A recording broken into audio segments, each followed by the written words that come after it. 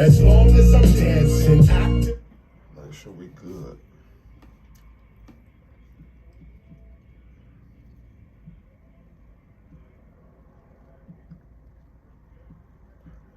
Make sure we good.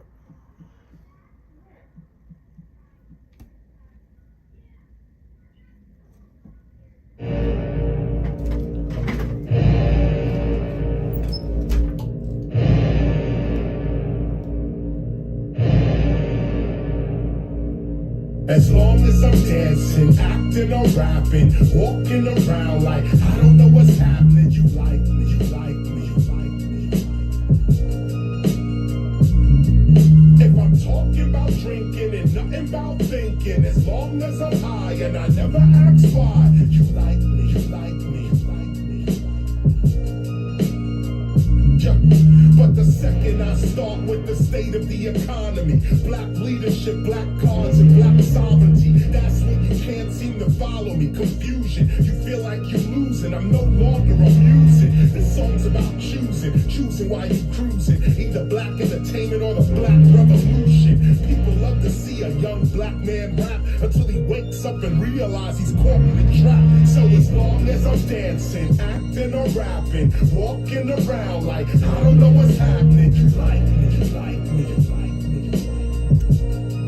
Hey, if I'm talking about drinking and nothing about thinking, as long as I'm high and I never ask why. You like me, you like me, you like me. But the minute I get in about the way these rappers spit it, the minute I start spitting that truth, it comes a critic. I freestyle off the top like removing your Yankee fitted, but they not really checking for skills, they want the gimmick. Many of the challenges we face, we can solve them, but there's no trust, no unity, and that's the problem. Black people fighting amongst themselves, that's the problem. White people fighting amongst themselves, that's the problem. U.S. foreign policy is simply just bomb them. Rebels against their own government, the U.S. arms them. Then when things get out of hand, yeah, they try to calm them. More money, more diplomacy, just charm them. If that doesn't work, then they move to Osama. Turn them into a terrorist so they can disarm them. Through the corporate media, we don't stand a chance, but too many people want us to just stand and dance. So as long as I'm dancing, acting or rapping, walking around like I don't know what's happening. You like me, you like me, you like me. If I'm talking about drinking and not about thinking, as long as I'm high and I never ask why. You like me, you like me, you like me. You like me, you like me, you like me. You like me. Oh, there we go. I ain't me. see you. You like me. Man, my bad, family. I'm on this other platform. I just seen y'all tapping in. What's up, Ross? Salute, Sharonda. The Queen's tapped in. Appreciate y'all. The comments wasn't popping up. My bad, y'all. We got, you know what we doing. You know what we doing. We wrapping up Phil Valentine Part 2 today.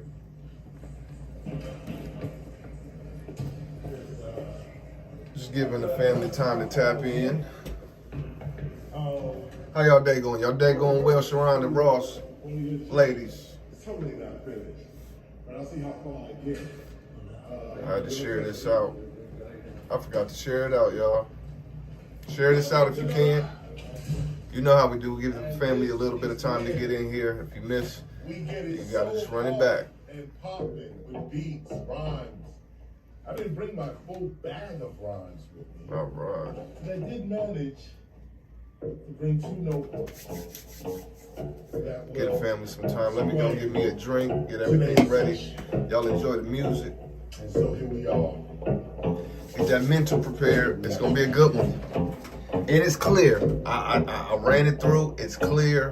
We're gonna be able to hear it perfectly. Salute, Arch. I see you guys. Salute.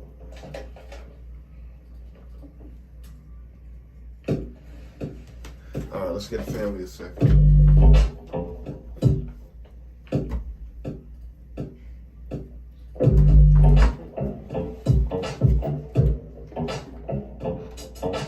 Yeah, let's get it going in here. This is what I'm saying. Let's get this album started. Hit that beat.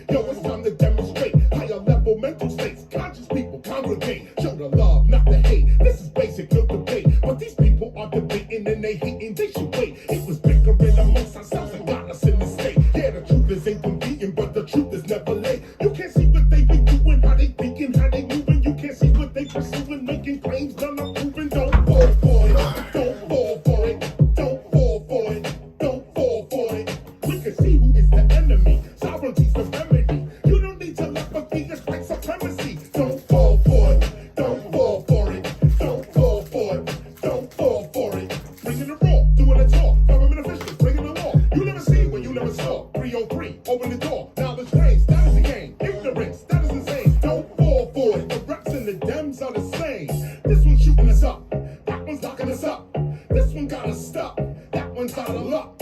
You confront if you need to, the cycle never ends. No justice, but in 4 years they hyping us again. Don't fall for it, don't fall for it, don't fall for it, don't fall for it. If you thinking and you running and you drinking and you running and you really not concerning with the news and what they learning, don't fall for it, don't fall for it, don't fall for it, don't fall for it. If you love it, never hate it, you agree it, don't debate it. HBCU educated, your degree is highly rated. Don't fall for it, don't fall for it, don't you fall for it, don't fall for it. Yo, me, I'm not a fake dude, I'ma keep it real. They see through it all that America needs a heel deal. America ain't really sick, this is what it really is. Gunshots in cages for black and brown little kids. Now they acting like they not the cause of how we live. Do not tell me what you gonna do, I can see what you did. Look at her, look at him, look at them, look at me. Do you see our interests represented in society? No, you don't, and you won't, cause democracy's a joke. Every 4 years, these same people asking us to vote. Nothing changed but the Range Rover switching lanes over. I remain the flamethrower, knowledge reigns, game over. Don't fall for it, don't you fall for it. Rodney King, George Floyd, man, we all saw it. So don't protest with the fines, but don't move with self-reliance. While the soul is being silenced for the religion of science. Don't fall for it, don't you fall for it, don't fall for it, don't you fall for it. If you thinking and you earning and you drinking and you burning and you really not concerning with the news and what they learning, don't fall for it, don't you fall for it, don't fall for it, don't you fall for it. There's no justice in the courts, we are always taking shorts. They can shoot us like a sport, and it's our trust that they want. Don't fall for it, don't you fall for it, don't fall for it, don't you fall for it. Take it up.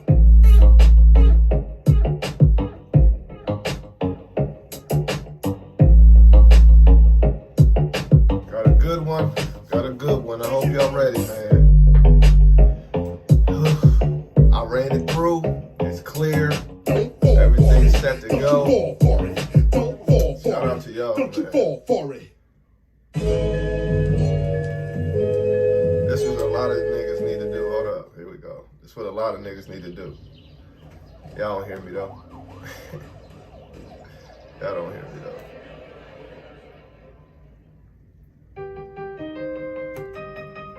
Yeah!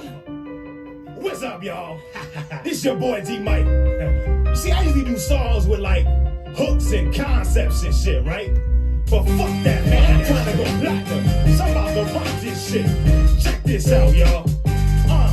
Read a book, read a book, read a motherfucking book. Read a book, read a book, read a motherfucking book. Read a book, read a book, read a motherfucking book. Read a book, read a book, read a motherfucking book.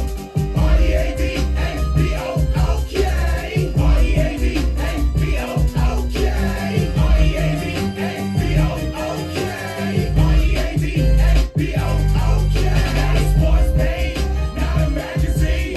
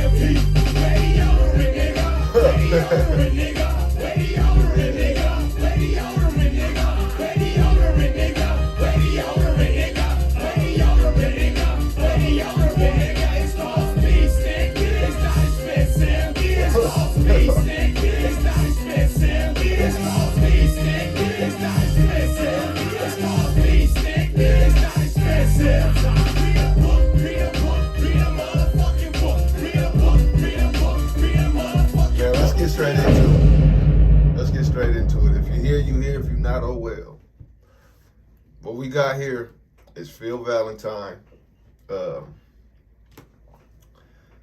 Vampires of Consciousness, excuse me, I'm tripping.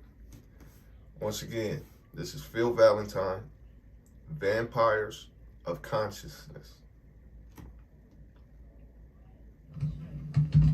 All right. Ladies and gentlemen, forgive me at this point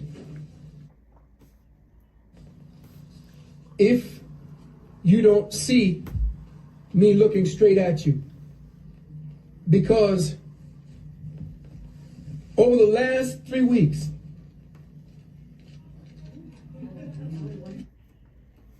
all right, let's make sure we good. Just make sure we good, family. I have been invested in my books to come up with information for you about Christianity. And I intend in this taping to give you as much as I can within the few hours that we have of everything that I could find, because it'll take me another 5 to 6 hours of another program to keep filling in the dots for you. But what you are going to have here is a scholastic breakdown and the historicities of what you good Christians out there have been worshiping. It is time to logistically put aside, to scholastically put aside, to intellectually put aside this farce called Christianity. Christianity is a hoax. It is time for us to delete our consciousness atmosphere of this presence. Now, why did I call it Vampires of Consciousness? Because that's the name of this particular tape. Vampires of Consciousness, the true historicity of the Church of Satan, Christianity. There is no Church of Satan outside of Christianity. All religion encompasses Salute, the Church y'all, of Biggs. Satan. I see you got Mrs. Parker. Salute, family. Shout out to the scientists that Now, actually why did I showed up. call it Vampires of Consciousness? That actually showed up for the information. Salute to y'all.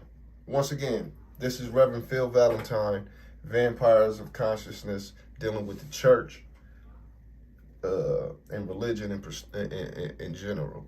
Shout out to the scientists, man. It is essential that we understand the nature of a vampire. We have to understand the nature of a vampire. One, it is a parasite by nature. Two, it feeds on the healthy, the innocent, and the unsuspecting. Three, it appears beautiful, mysterious, alluring, and powerful. Four, it sucks on the life stream of the... And I ran through this, you know, for the folks who just got here, Mrs. Parker and Job Biggs. We ain't having another yesterday where the shit cut in and cut out and that shit sound crazy. I watched a lot of this, and I ain't gonna say I reran the whole thing over, but I ran a lot of this video back yesterday just to make sure we had some clear audio. And so we shouldn't have any problems. I don't know what it is when it get to an hour mark or something, but we shouldn't have no problems. Depleting the life and light force until the host no longer knows who he or she is. 5, it affects and infects the host with a virus, quote unquote, until the host becomes one with the body of his Redeemer, one with the consciousness of the vampire. 6, the host loses his sense of self, no longer perceiving the world and reality from a knowledge of self, but from a perception or knowledge given to him by the vampire. That is why I call this particular tape on Christianity the Vampires of Consciousness. Salute, Chrissy 420. Good to see you, Queen. We have Phil Valentine, Vampires of Consciousness, dealing with the parasitic relationship of religion on people. We should have clear audio. I know Mrs. Parker is driving right now, but the family is in attendance. Shout out to y'all. Shout out to the scientists. Shout out to the family who can make it and who come to, get the bill going. Christianity is crack for the mind and soul. It lives in ignorance. Ignorance is the mother of devotion. Let me repeat that. Ignorance is the mother of devotion. That which you are ignorant of, you worship. Because you have no knowledge of what you worship. You believe in things you don't understand. And that's why you suffer. Stevie told you, superstition ain't no way. Christianity is crack for the soul. Religion is the crack pipe.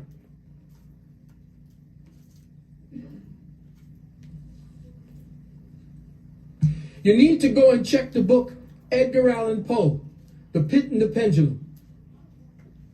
What is The Pit and the Pendulum about? You need to go and check the book Edgar Allan Poe, The Pit and the Pendulum. What is The Pit and the Pendulum about? The Pit and the Pendulum was written by Poe about a story told by a prisoner who was in the dungeon of the Spanish Inquisition. In there, they described everything that went on. Monique Hill, in the peace, Spanish God. Inquisition. Appreciate you tapping in. Now, I didn't have all of the different books. I couldn't find it. I couldn't stay in the library long enough, and I couldn't get to all Wrapping my it up books. for Phil Most of my Valentine books today. are locked away Appreciate you in tapping storage. in, Queen. The ones that I did have, if you could see my room, I wouldn't even bring you up to my room because my room is like it's like a paper blizzard. I sleep on my work. All right, that's how focused I become every time I want to put a particular program together.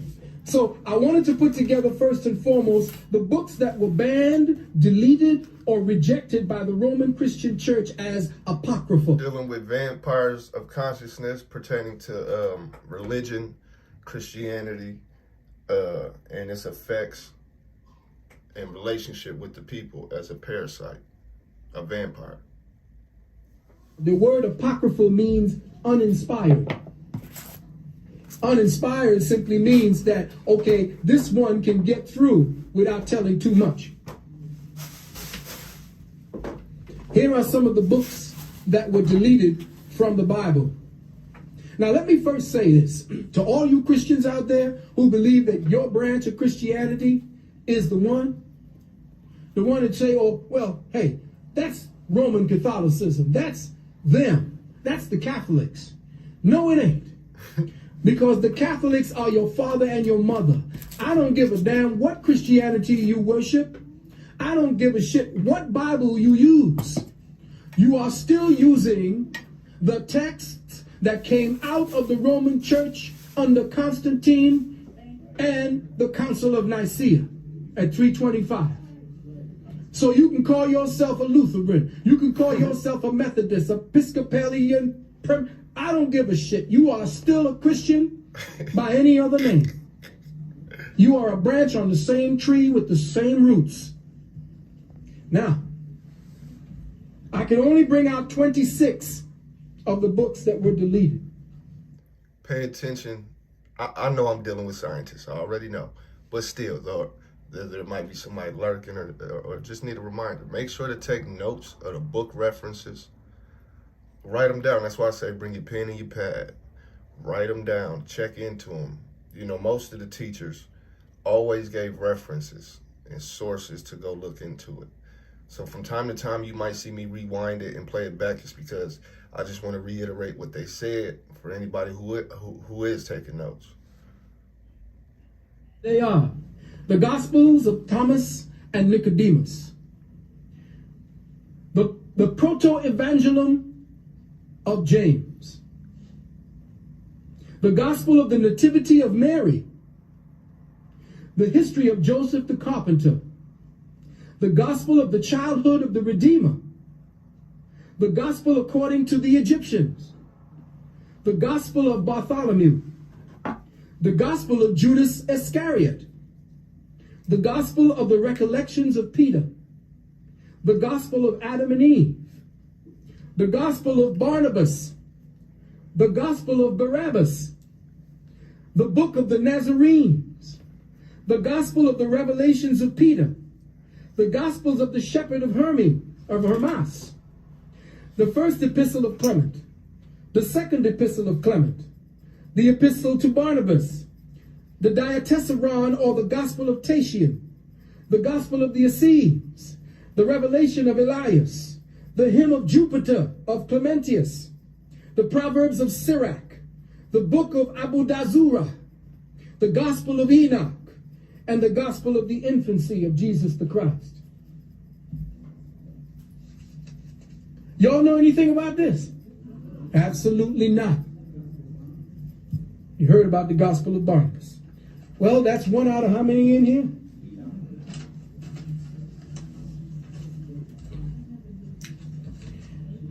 Now forgive the bottom of my head or the back of my head, because I'm going to be speaking to you from all of what I have written.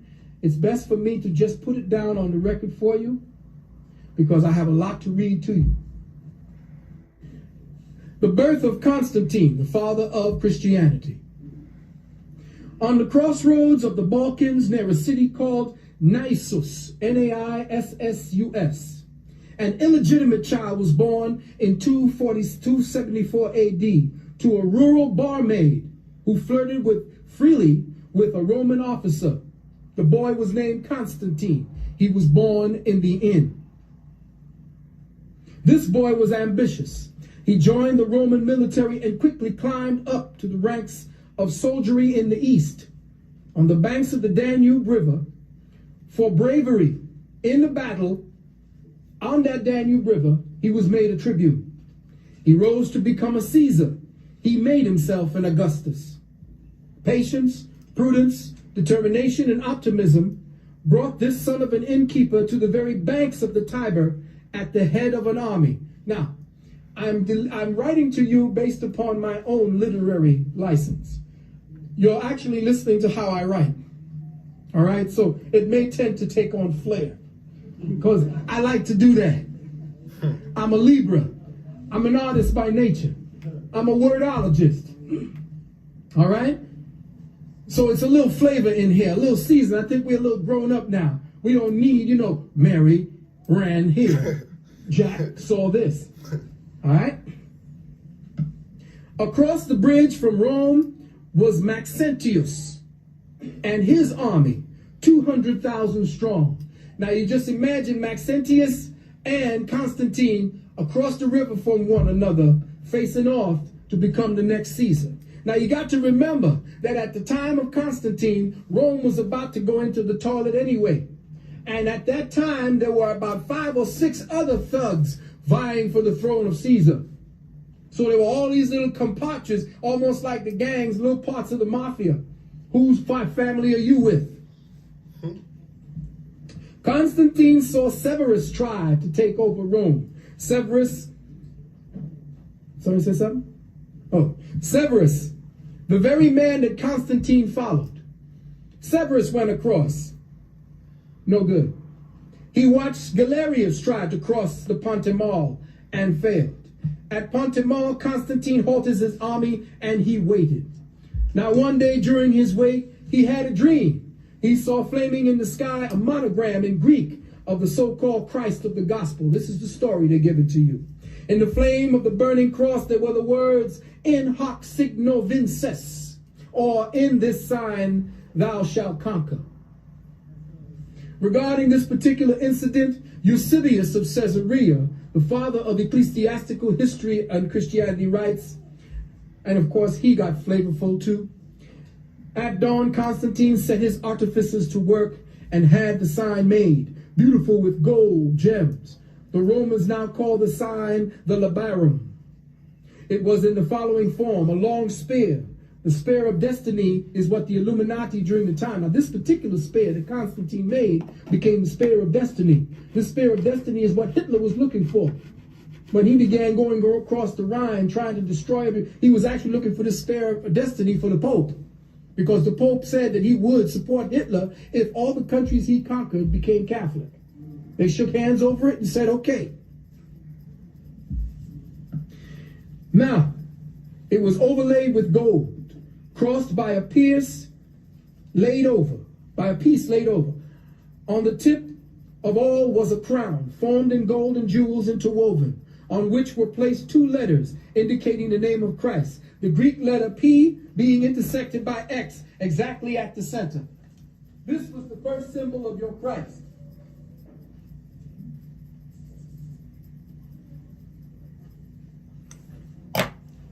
Damn, I can't do it. That is the sign that Constantine took into battle to conquer. From the transverse piece which crossed the spear was suspended a banner of purple cloth covered with profuse embroidery and bright jewels and gold. It was a square form, and over it, beneath the cross, was placed a golden half-length picture of the emperor and his children. This standard he ordered to be carried at the head of all of his armies. This was quoted from a book called The Council of Nicaea by A.W. Dudley. Now, you're going to get a lot of names of books, because I made sure that you could go and find out for yourself.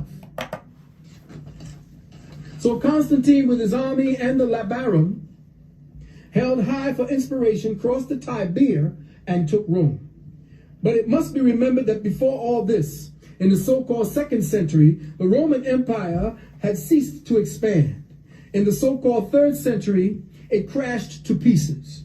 So early in the 4th century, when Roman civilization was in the last stages of its own decline, there were as many as 6 imperial thugs fighting for the throne of the Caesars. One of them was Constantine. But Constantine had one advantage, one hook that he used to gain the upper hand. He discovered that the Christians, or the Christians at the time they were called, would fight for an emperor who favored their religion. They held strategic positions secretly both within and without the society. So he struck a bargain with the Christian bishops, reaped his reward in victory over his rivals, and for this success he made Christianity the religion of the empire and suppressed all other existing systems. It was not the gospel Jesus who established Christianity, but the Roman Emperor Constantine. Yep. And it was Eusebius of Caesarea who finished the job of writing his fraudulent history of Christianity. And that's the thing, Ja, or for me personally, just for me personally, I done dissected the fuck out of religion for a couple years now. I don't even have those conversations with people no more. Just because it's like beating a dead horse. You dig what I'm saying? But yeah, Phil Valentine on point. Listen to the references, get the book references, check out the book references that I'll always put up. I put these books up for a reason. I show the books for a reason. Check them out. You know what I'm saying? When it comes to this religious shit, it is a parasite. It is a virus. But to each its own, man. So who knows what might have happened to the cult of Christos had not Constantine adopted it as his state religion. The Roman and Greek scholars of that time mocked and dismissed this baby Jesus nonsense in the manger, and Sweet baby Jesus. For that they paid with their lives. Sweet baby Jesus. In the 4th century, Christianity rode to triumph. The victory was won, but not by Christian teaching. It was won by bloody swords and religious wars that continued to disembowel Europe over the next 1600 years. These wars in Europe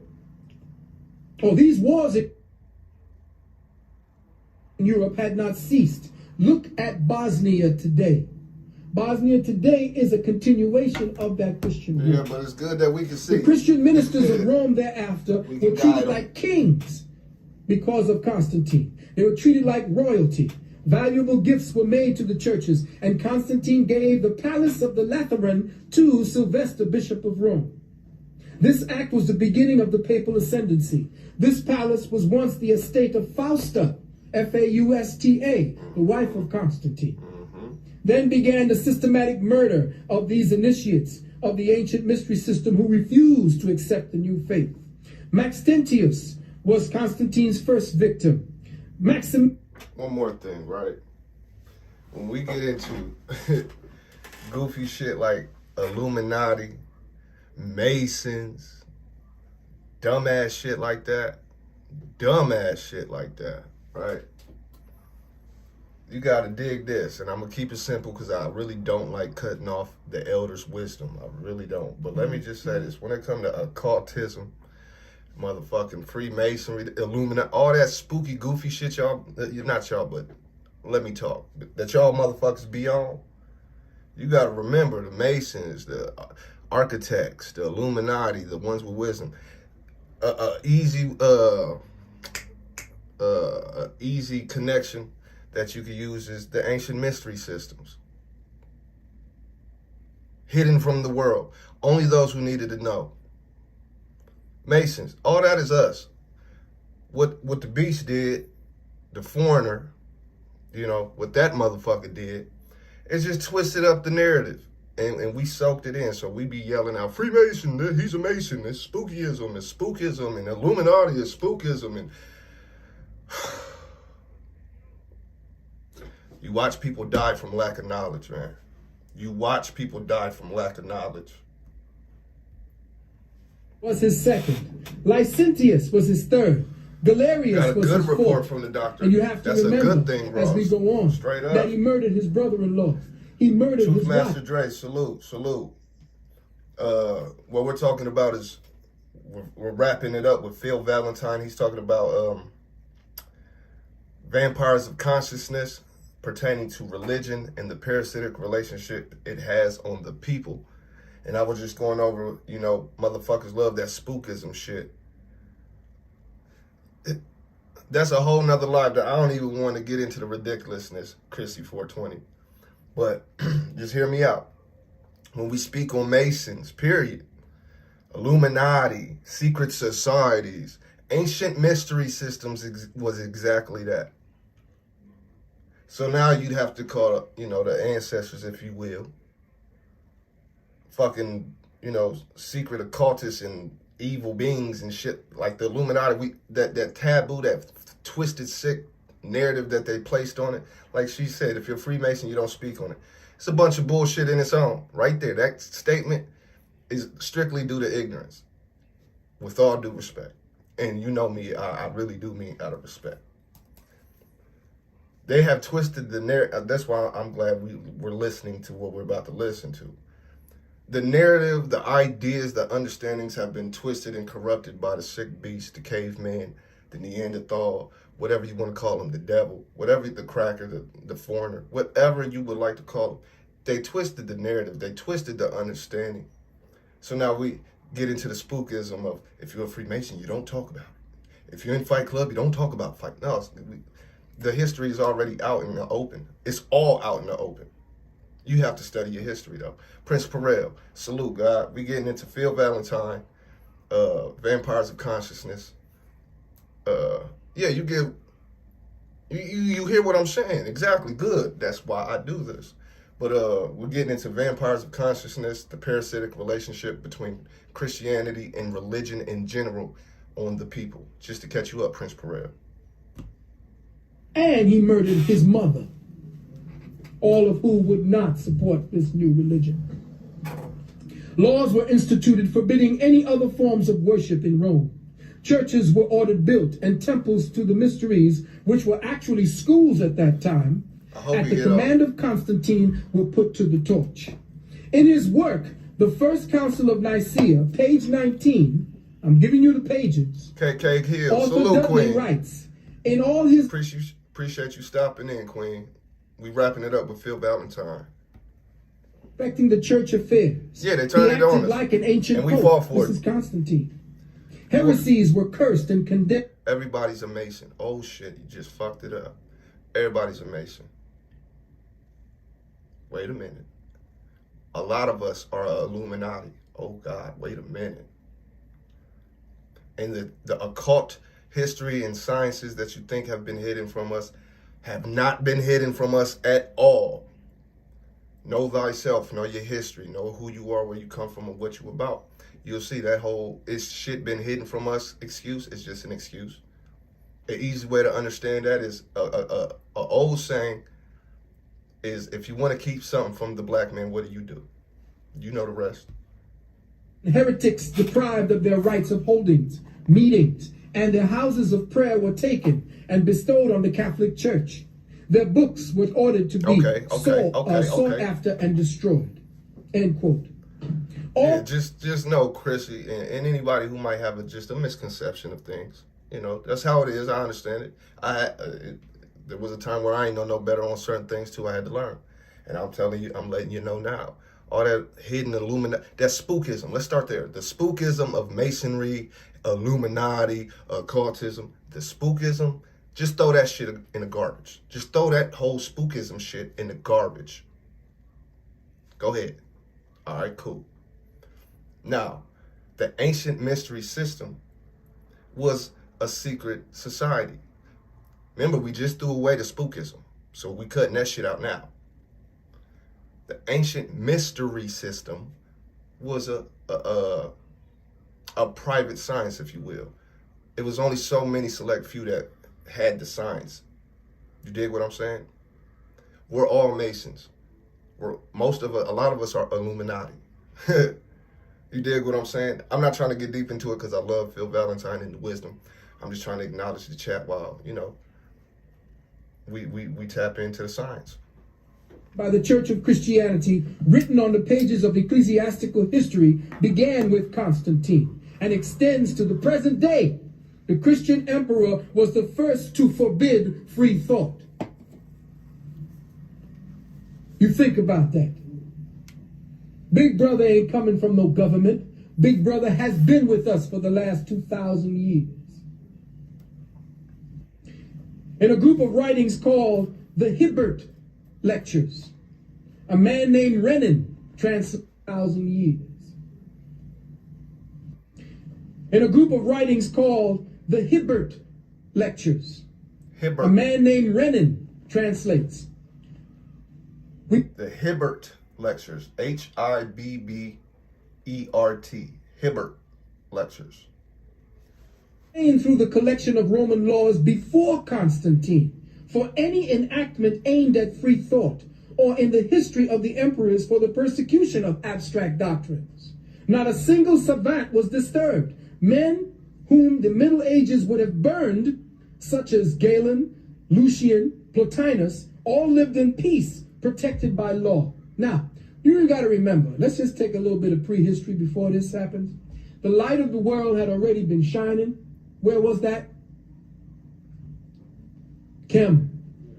Egypt. Africa. Remember that all of the information, Rome was worshiping Isis. Rome was worshiping Krishna. Africa, Egypt. These are given names to locations. These are not original names. These are foreign applied titles to certain land masses. Egypt, Africa, these are given titles. These were all present. All were accounted for in Rome. Rome was essentially an open place where you could actually come and study, set up your own schools, Salute, and deal with your own What's teaching. happening, guys? There We're were at least wrapping up, 5 or 6 different forms of scholarship in Rome during that time. Right on time, God. You right on time. There were black emperors. They don't ever tell you about that. Septimus Severus was black. Constantine. There were black emperors. They don't ever tell you about that. Septimus Severus was black.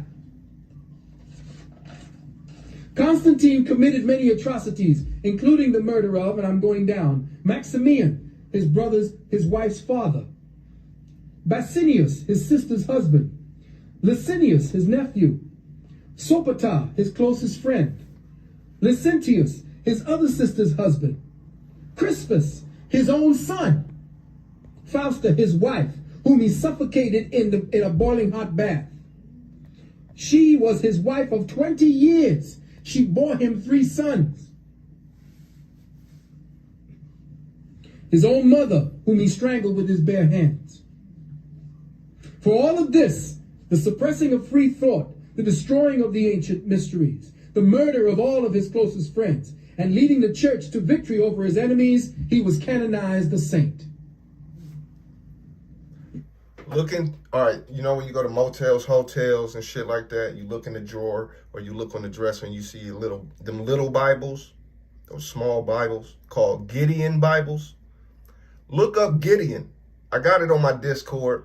I got it on my Facebook and my Instagram. I believe it's on my Instagram.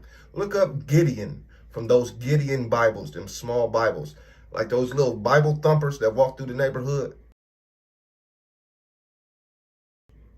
It's called a Gideon Bible. Look up, while you sit here and listen to this, you can do that. Look up who Gideon was and what he was about. After his death, says Eusebius, effigies of this blessed man were engraved on Roman coins, sitting in and driving a chariot with a hand reaching down from heaven to take him up. This is from a book called The Life of Constantine by Schlegel, Schlegel. Such is the legacy of Christianity, a religion based on bloodshed, fraud, lies. A religion Legel. What is religion about? Such is the legacy of Christianity, a religion based on bloodshed, fraud, lies. A religion founded by greedy fools and confirmed by an assassin, Constantine the so-called Great.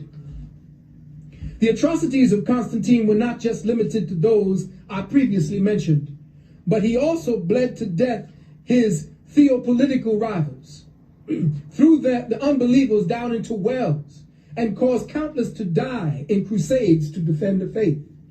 In the book titled The Decline and Fall of the Roman Empire, Gibbon, the historian, says, the Church of Rome die in crusades to defend the faith. In the book titled The Decline and Fall of the Roman Empire, Gibbon, the historian, said, The Decline and the Fall of the Roman Empire. That is the book. They drop, listen, the master teachers, they always drop references. You just got to listen up, take your pen and your pad, make sure you're ready. Look up the rise and fall of the Roman Empire. Look into who Gideon was from your Gideon Bibles. Under Christianity, of course. And caused countless to die in crusades to defend the faith. In the book titled The Decline and Fall of the Roman Empire, Gibbon, the historian, says, the Church of Rome defended by violence the empire which it had acquired by fraud. I ain't saying this. I'm putting it so that you, good Christians, could go back and tell your good Christian ministers who keep spouting that bullshit from the pulpit, right, where they get it from. We ain't scratched the surface yet. Just gonna give you this is just running through the beginnings, because there's so much more to tell you. I got 3 or 4 books that I'm gonna read off to you. It's all right. I used to watch these faithfully. It wasn't just Phil. It was Dr. Ben, Dr. Clark, Delbert Blair, all of them. And anytime they ever dropped a book reference, I wrote it down. Even if I couldn't purchase it, I wrote it down. You can get a lot of these books on Amazon for the low. Like, that's where I go. If you go somewhere else to go order your shit, that's cool. But a lot of these books are cheap as fuck. Like The Miseducation of the Negro is like $9, $8. 100 Amazing Facts About the Negro with Proof. It's like $5. You feel what I'm saying? Like, books is the next currency. The true currency is wisdom, knowledge. That's the true currency. You dig what I'm saying? Collect your books. Create your library. You know, when the elders go, a library goes. But when I die, my library that I've accomplished goes, my family will literally have the information at their disposal. And I broke it down in my own personal books, simplified it. You see what I'm saying, family? What up, Coach? Hear about it. They got one book. They're reading from a goddamn book anyway. So what makes this book the only book? They don't even know where this book came from.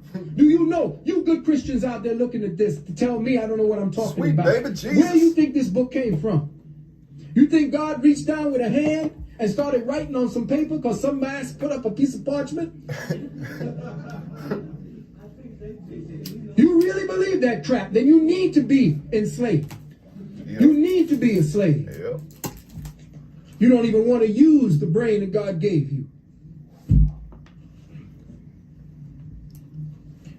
Now, Christianity was so full of shit that they even coined a phrase for the literature.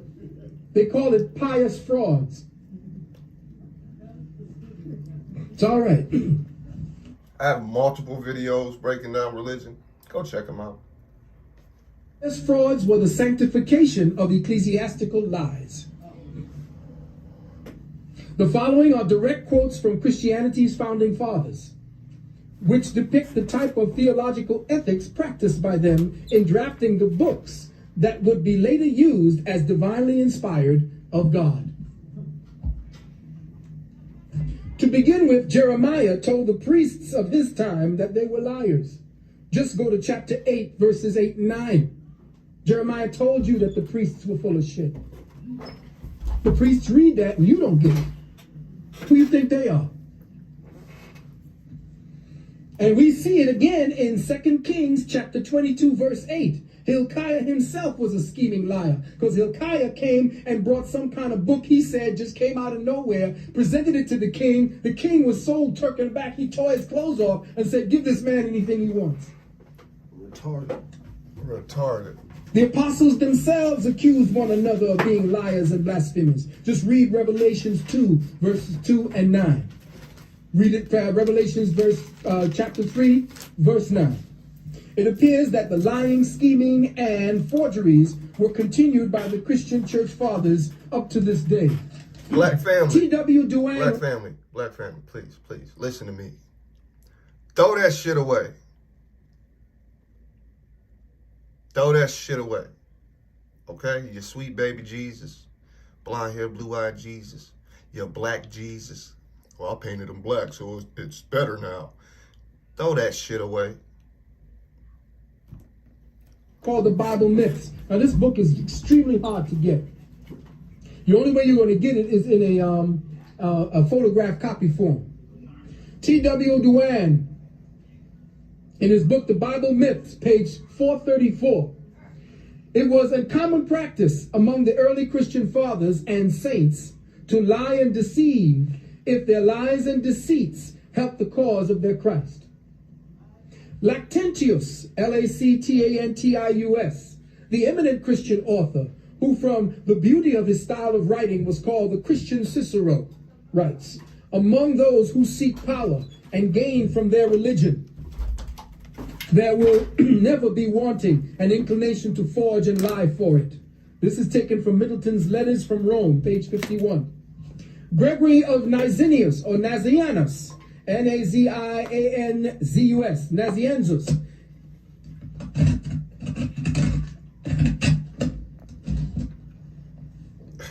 In writing to Jerome, now this is what Gregory, they picked up some of the letters that Gregory wrote to Jerome. He says, a little jargon is all that is necessary to impose upon the people.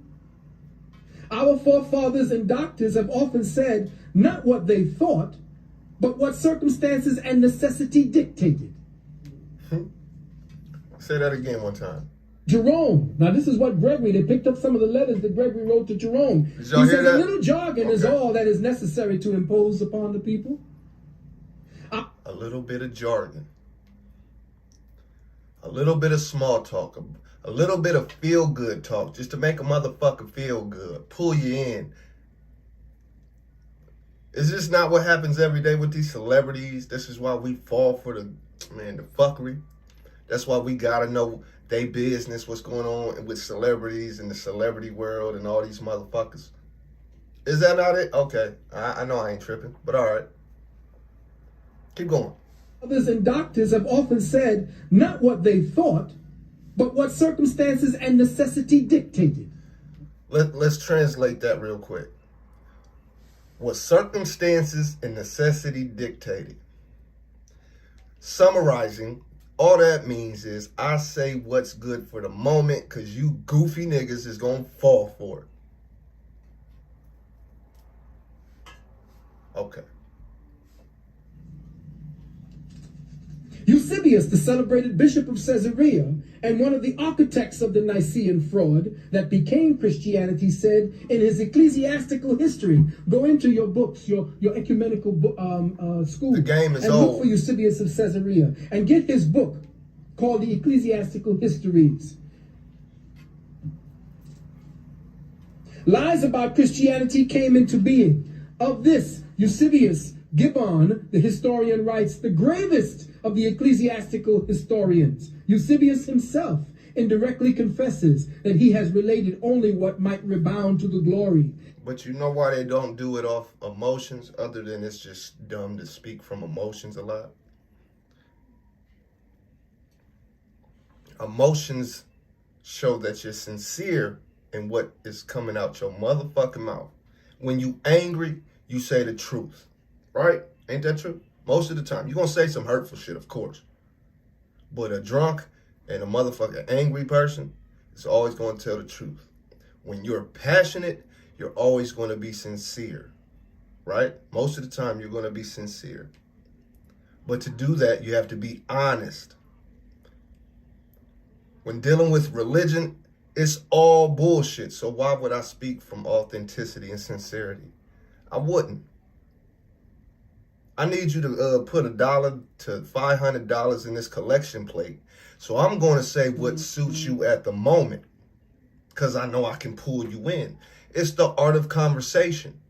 It is the art of deception. Y'all hear me? He has suppressed all that could tend to be a disgrace to his religion. Such an acknowledgement will naturally excite a suspicion that a writer who has openly violated one of the most fundamental laws of history has not paid a very strict regard to the observance of the other. And the suspicion will derive additional credit from the character of Eusebius, which was less tinctured with credulity and more practiced in the arts of courts than that of almost any of his contemporary. So what he is saying to you was, like a lawyer, he began to frame the truth. Say that shit again. The arts of courts than that of almost any of his contemporary. No credit from the character of Eusebius, which was less tinctured with credulity and more practiced in the arts of courts than that of almost any of his contemporary. So what he is saying to you was, like a lawyer, he began to frame the truth. Because that's what a lawyer does. He doesn't necessarily give a damn if you kill somebody. Come on. He is about to frame the truth to get your ass off. Well, this is what Eusebius has done. The fact that he was a lawyer and the fact that he was a Christian made him doubly dangerous. Oh, wow. I appreciate And this was written from a book. I appreciate that. It just came through. I appreciate the support. Tudor. Okay, Tudor. Support. Appreciate you. Absolutely. It just came through. I appreciate that. Thank you. Rome, volume Absolutely. 3, pages 79 and 80. Now, think about it, you good Christians, especially you scholarly Christians who think that I don't know my facts and I ain't got them straight. On what is this Christian religion based? That certain information must be suppressed to save it from disgrace. Is it ever necessary to suppress truth for the good of any cause? Would the truth make men free, like John 8:32 says, actually disgrace the religious teachings of Jesus Christ? It ain't going nowhere. In fact, throughout this entire seminar, we will expose the kind of work done by these early Christian fathers who admitted that they suppressed all that they could tend to find that was disgraceful to their religion. We will see that A, the four gospels are false. B, the gospel stories of Jesus are only a plagiarized invention. C, that the ancient ruins of Kemet, Babylon, Sumer, Lemuria, the Maya, the Olmec, Toltecs, the Dogon, the Atlanteans had given up all their secrets and they're all now in the Vatican basements. D, the Crusades from the beginning of Christianity to the present fundamentalist resurgence was an attempt to destroy and snuff out the revealing light of truth. In the book Histoire de Marches, volume 2, page 568, the theologian Bessoudroit says, we see in the history of Christianity, such I have related, a sort of hypocrisy that has been perhaps too common at all times. That church men not only do not say what they think, but do say the direct contrary of what they think. Philosophers in their cabinets, out of them they are content with fables, though they well know that they are fables. Nay, even more, they deliver honest men to the executioner for having uttered what they themselves know to be the truth. How many pagans and atheists have tortured and burned holy men Come on. under the pretext of heresy? Every day do hypocrites. You know when Christopher, and I'm not about to build on it, just a quick fact behind what he's saying. You know, I have a video on it. I know I say that a lot, but I got a video on everything. Fuck all that. When Christopher Columbus, quote unquote, landed on land, we not building on it, but when he got on some land, you know what banner he had, you know what he brought with him, right? As he, murdered a lot of people and shit. You know what banner he had with him, right? You know why he was doing it, right? Okay. Just a quick little fact with what he's saying. Pagans and atheists have tortured and burned holy men under the pretext of heresy. Every day do hypocrites consecrate and make people adore the host or communion. I'm just saying, Ross, I'm just saying. I am that it is nothing but a piece of bread. You Christians and Catholics out there, go up and get your communion. Y'all really believe that bullshit that's Christ? Y'all really believe that's that cannibalism? There is drinking the blood of Jesus? That's fucking cannibalism. The cracker is his flesh and the goddamn wine is his. Y'all eating Jesus. What are we doing here? Hey, this is really zombie land. I'm sorry, this is really zombie land. Y'all really believe that crap. Yet still, when you go down to buy a used car, if they were pulling the same bullshit they were in the church that they were pulling in that church, they'd be closed down by the Better Business Bureau. But what you would tend to be skeptical of with a used car salesman, you believe wholeheartedly with the priest. You suspend completely all of your common sense, all of your logic and reasoning to believe. What is the root word of believe? What is the root word of believe? B-E, lie, belie, B-E-L-I-E. Believers need beliers. If you think that sounds crazy, go look up the word belie. Okay? To belie. Belie. Believers need beliers. Woo! They don't hear you, King. Yes, they do. I'm talking to scientists right now. Believers need beliers. Go look it up. B-E-L-I-E. Beliers. Go check it out. Salute, P-Lo. We some sorry asses. What are we? Say that shit again. To believe. To believe. You know, I wouldn't steer you wrong. Go look into We it. some sorry asses. Sorry ass motherfuckers, man. The theologian T. Reeves, in his Apologies of the Fathers, as quoted in Taylor's Syntagma, page 170, writes, "It was a Catholic opinion among the philosophers that pious frauds were good things, and that the people ought to be imposed on." Glad to see that, KK. Good. Salute to the scientists. Shout out to the scientists. I love my family. I got a family of scientists, nigga. It don't get doper than that. Is of religion. Thus, when institutions were founded on fraud, murder, deceit, and falsehood, then pious frauds are good things for those who depend on it for their power and profits from these institutions. Johann Lorenz von Moschayem, in his work Church History, Volume 1, page 198, writes, "It was held by the church that it was not only lawful but praiseworthy to deceive." Wait and a minute. even to use What book? 198 rights What page was of the that? Hold power up. and I'm profits getting this from book. these institutions. Johann Lorenz von Moschayem, in his work Church History, Volume 1, page 198, writes, Johann Lorenz von Moschayem. We see the word more in there, okay? Cool. And his work is called Church History, Volume 1. Church History, Volume 1. Johann, probably spelled Yohan, von Moor Schaim. Church History, Volume 1. Page 198.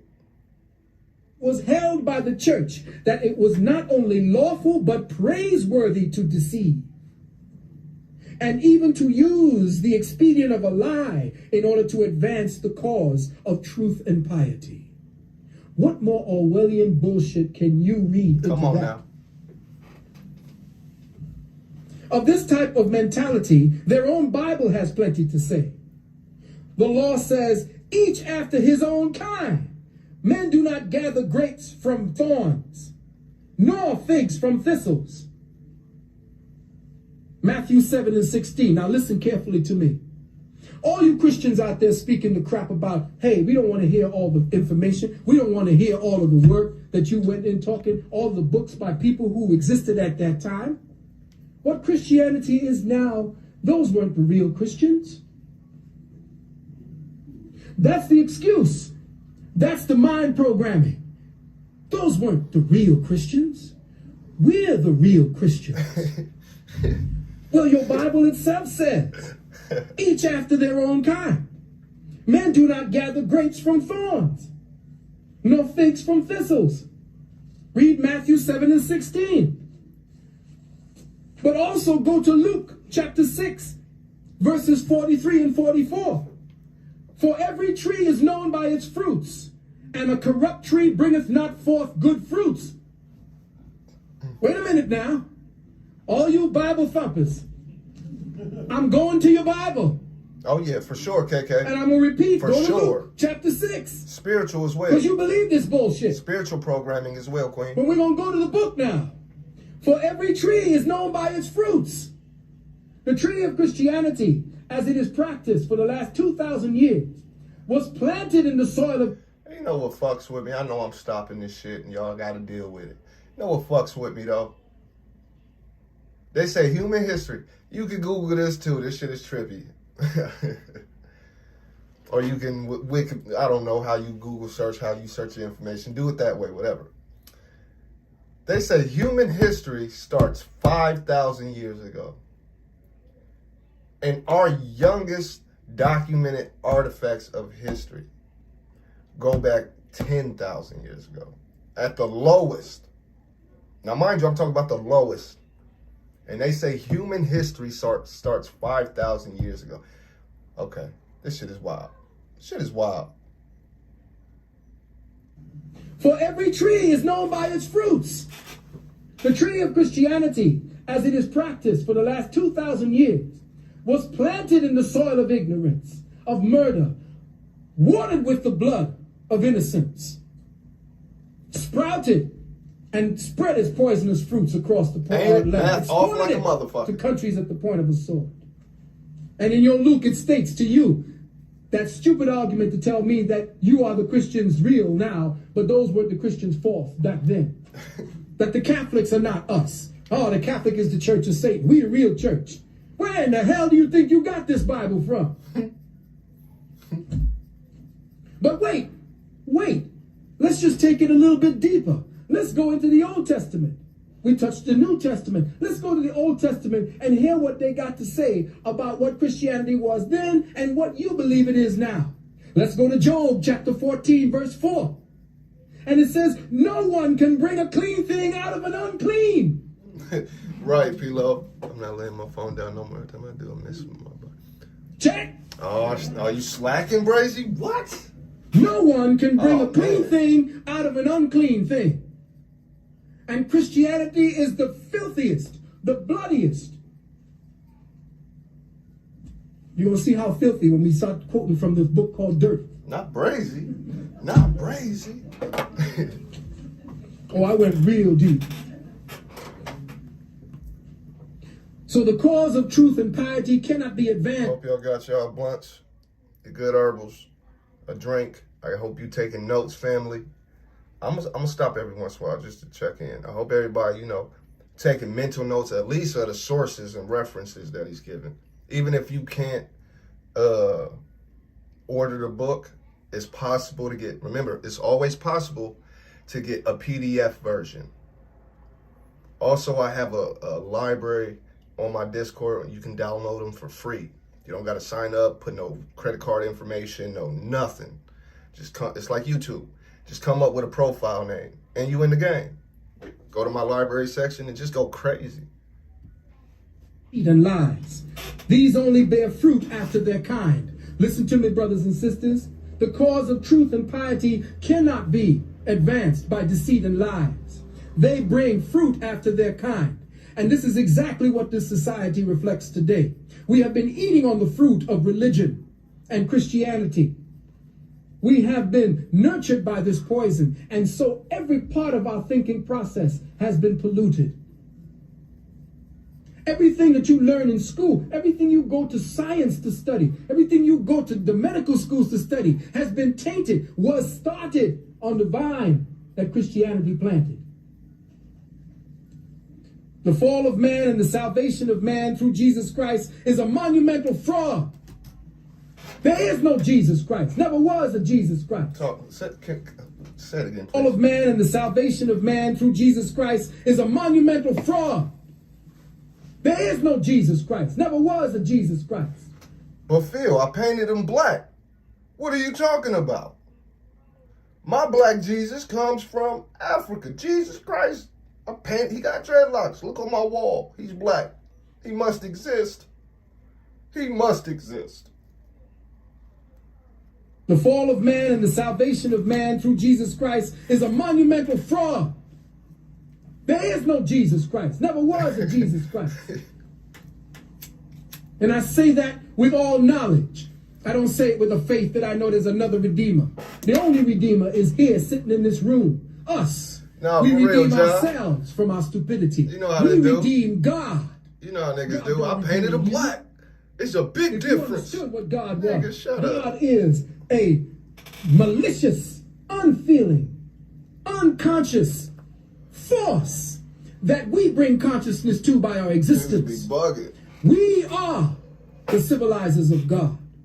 And that's some kind of something like this. Whoa, where you? Reverend Valentine has lost it. We civilize God. Only we can understand morality. Can you talk about morality from a God that just wiped out a half of a continent of people praying to Christianity? Where was Jesus about 25 years after his assumed presence on earth when Pompeii blew up and wiped out that whole city? It was God's plan. That's your God. God is. It is an God's unfeeling, plan. unthinking, unconscious entity of force. That's all you can say it is. That which we are is God in acknowledgement of itself. We put the civilizing energy into God. Say It it is us again. that's all you can say it is. I hope somebody clipped this right here. That which we are is God in acknowledgement of itself. We put the civilizing energy into God.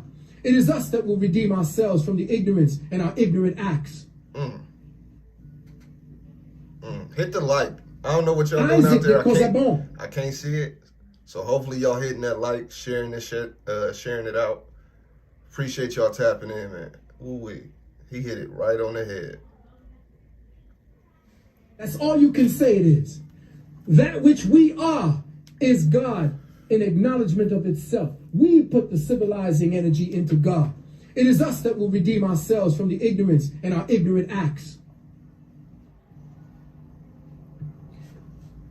Isaac de Causabon, the ecclesiastical scholar, quoted in Taylor's Diegesis, page 44, as well as in Gill's Hebrew and Christian Records, volume 2, page 19, and writes, "It mightily affects me to see how many there were in the early times of the church who considered it a capital exploit to lend to heavenly truth the help of their own inventions, in order that their new doctrine of Christianity might be more palpable, readily allowed by the wise among the Gentiles. These officious lies, they were wont to say, were devised for a good cause." Again, from Taylor's Syntagma, page 52. I would read them off and spell them for you, but I have closed captions on. And so when he say certain words, it just make up a word that sound like that shit. Orthodox Christian scholar and Englishman Dr. P. Burnett from his thesis De Statu Mortuorum. Quote, he purposely wrote his thesis in Latin that it might serve for the instruction of the clergy only and not come to the knowledge of the laity, because too much light is hurtful for weak eyes. He not only justified but recommended the consummate hypocrisy of Christianity and urged the clergy seriously to preach and maintain the doctrine of secrecy, the reality and the eternity of hell's torments, to maintain the fact that there was a hell when there was not, even though they themselves should believe of no such thing in kind. This bullshit can be read by the work of Eusebius himself, and I wrote the word bullshit there. He writes a ridiculous story about a king named Agabus who wrote a letter to Jesus and what Jesus wrote back in reply. Oh, shit. This was in the Ecclesiastical pen pals. Histories, Book 1, Chapter 14. Now here's a gem for you good Christians to check up on. Paul, the so-called apostle, admits to forging, lying, and deceiving for the sake of Christ. Let's turn to Corinthians 12, verse 16.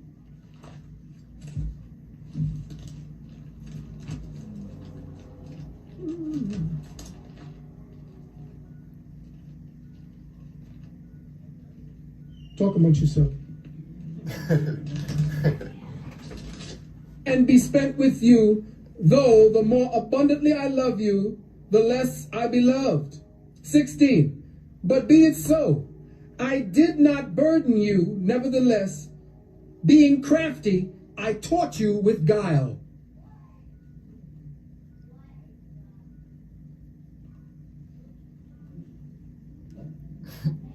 Oh, it's in your Bible. Oh, we ain't even got to the meat yet. 2 Corinthians. But they not only lied, deceived, and committed forgery, the apostle fathers absolutely destroyed all evidence against them and their crimes. They destroyed all evidence of the bogusness of their religion.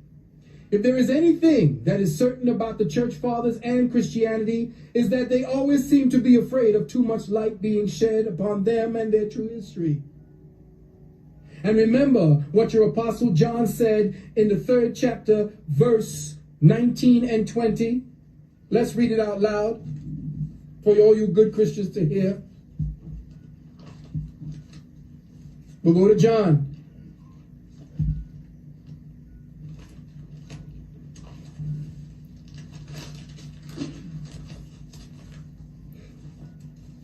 Verse 19 and 20, John chapter 3. And this is the condemnation, that light is come into the world, and men loved darkness rather than light, because their deeds were evil. 20. For everyone that doeth evil hateth the light, neither cometh to the light, lest his deeds should be reproved. Everything about Christianity and its beginnings have been buried in the Vatican, away from the light. And what did they tell you about those who bury the light, the truth? They hate it because their deeds are evil.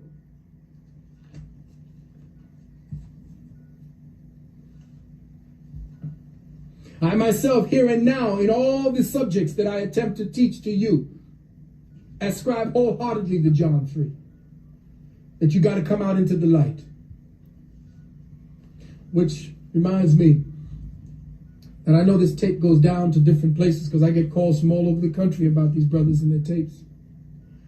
And there's some people down in Atlanta who's spreading some vicious gossip about me. And I want to put it out to them. I think I know who it is. Now, the gossip went by way of Chicago to New Jersey and then got to me. See, they don't know who I know. And they don't know that there's certain people that's very close to me that already know who I am and what I do. Now, I ain't never pretended to you that I was holier than thou, was I? Did I ever tell you that I walked on water? And that I was all this goody two-shoe? I've been They deal with the same hate as we do today. It don't stop. It don't stop. The fucker from the beginning, right? That I walked on water and that I was all this goody two-shoe. I've been a low-life motherfucker from the beginning, right? Keep it a bean. Yeah, but I told you it was real. I don't give a shit what you put in the tabloids, just spell my name right. But if you're gonna put something in there that makes some sense. They had me having an orgy in Atlanta, in a hotel. Now this orgy was supposed to have been going on, and the manager called the person who booked me in the hotel, said don't want me back there again. Now, at the time, I was going with my lady, who was down there at the time, and all of you all know Sister Tassili. She and I were together for about 1.5 years, 2 years. That was it. Now, whoever it was that supposedly spread it up to Chicago. Chicago came my way. People were upset. So I'm just putting this out there to the brother or sister, and to both, who I think it is. If it's who I think it is, I'm expecting a phone call from people who gonna tell you, and you gonna call me. Now the brother up in Chicago who was trying to spread it called me because I told him that I was gonna put his name out there. But the brother called me, we had a nice little talk, we stopped the shit there. But you who started it, I wanna hear from you too. Because if I don't hear from you, I'm gonna go the way of Bobby Hemmett.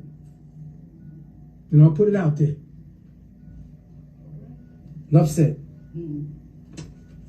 When the printing press was first invented, we read in Middleton's work called Letters from Rome, page 4, the following quote by the Catholic Cardinal Wolsey, W-O-L-S-E-Y, who foresaw what effects the invention of the printing press would have on Christianity at that time. And he said, if we do not, this is a quote, if we do not destroy this dangerous invention, it will one day destroy us. Dude must have did some heavy readings back then, because it damn sure is. The author T.W. Duane in his book, Bible Myths, and I will be quoting from Bible Myths copiously because this book is the death knell. This was the spike. This was the wooden stake right in the heart of Christianity. He dropped all the information. This is from page 438. There can be no doubt from the evidence, quoted by Duane, found that had the objections of Porphyry, Heracles, Celsus, and other opponents of the Christian faith been permitted to come down to us, the plagiarism of the Christian scriptures from previously existing pagan documents in the specific charge they would have presented to us is the specific charge they would have presented to us. These works were ordered burned by the prudent piety of the Christian emperors, end quote. Porphyry, who existed between 205 and 270 AD, was a philosopher and a student of Plotinus. He was also a scholar who published a 15-volume work against Christianity. He wrote 15 volumes. Could you imagine? And back then, when you were writing, it was no printing press. You were writing by hand.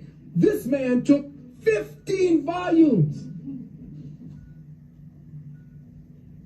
Dr. Lardner, the theologian historian, writes, Porphyry's objections against Christianity were held in the greatest esteem with the Gentile people for a long time, and the Christians were not insensible of the importance of his work, as may be concluded from the several answers made to this work by Eusebius and others in great repute for learning.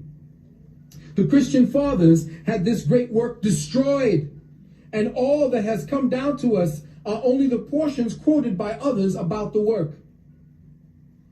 Celsus, who lived in the 2nd century AD, wrote a work entitled The True Word by Celsus. You need to go into your Catholic libraries. And he wrote it against Christianity. Doubt if you might find it there. You may find it in the Theosophy Lodge on 72nd Street. It too was destroyed by the church fathers. Any writings about Celsus would most likely be quoted from other people writing about Celsus. The chief source of knowledge about Celsus came from Origen and the works written against it. Now, Origen was so screwed up. Let me tell you about what Christianity did and what they've been destroyed, what they didn't realize about Christianity. Origen was so completely out of his mind about Christianity, he had his wood cut off. because he believed that his wood was leading him into sensual pleasures that were. I'm not cutting my dick off for shit. But damned about it. I'm not cutting my dick off for shit. Yeah, that's wild. Nope. Cut off. Because Christianity told him, and the time when Christianity began to flower through the 1st, 2nd, and 3rd centuries, mortification became the order of the day. The filthier you are, the more mortified you became, the closer to God was the actual principle. That's what they told you. The filthier you were, the closer you were to God. Now we continue with ecclesiastical lying and forgery. Bishop Warburton states, a lie has no legs and cannot stand, but it has wings and can fly far and wide. Lord Montagnier writes, a liar would be brave before God while he is a coward before man. My brothers and sisters, it required an age of darkness, at least 1,500 years, to force the doctrine of Christianity onto humanity, and it has required a steady and continual darkening of the mind to make people believe in that doctrine. But the student of metaphysics will be released from that darkness. Much of the works of the early philosophers who produced some potent arguments against Christianity, but as mentioned earlier, they were sought out and destroyed by the early church fathers.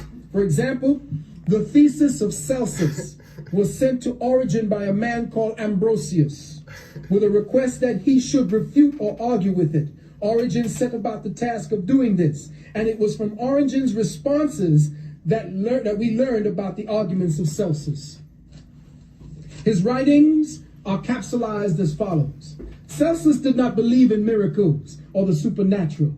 He understood universal law to be the regular orderly orders of the day with no variation. He asserted that the only possibility of the existence of such a person as Jesus of the 4 Gospels that he could conceive depended upon him being a demon, based on all the shit he did in the Bible.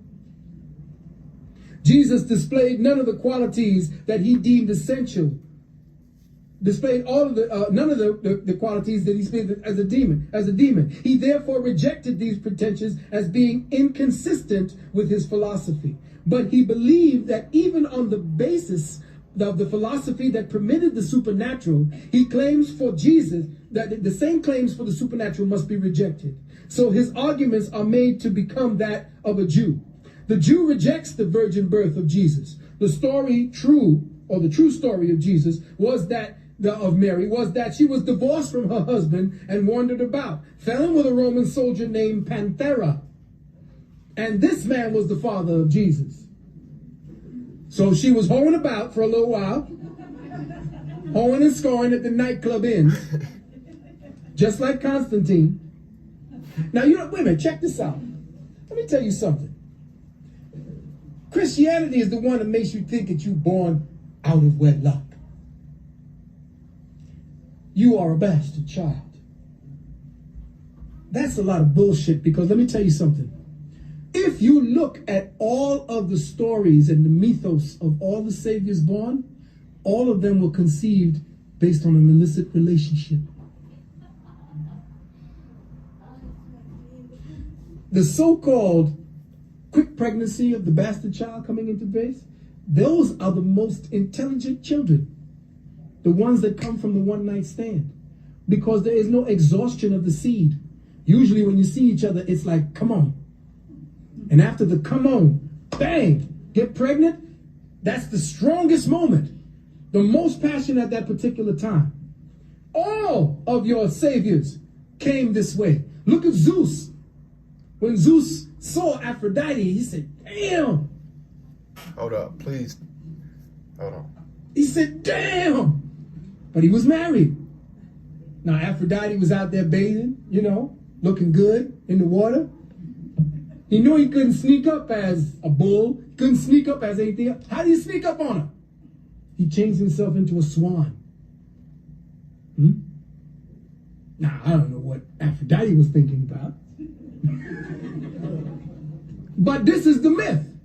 The same damn myth happened when Mary, here's Joseph now, he just got a new bride. My boy said, oh yeah, we're going to get to the nuptial bed. But he's a virgin, and the Lord said, no, you can't have none.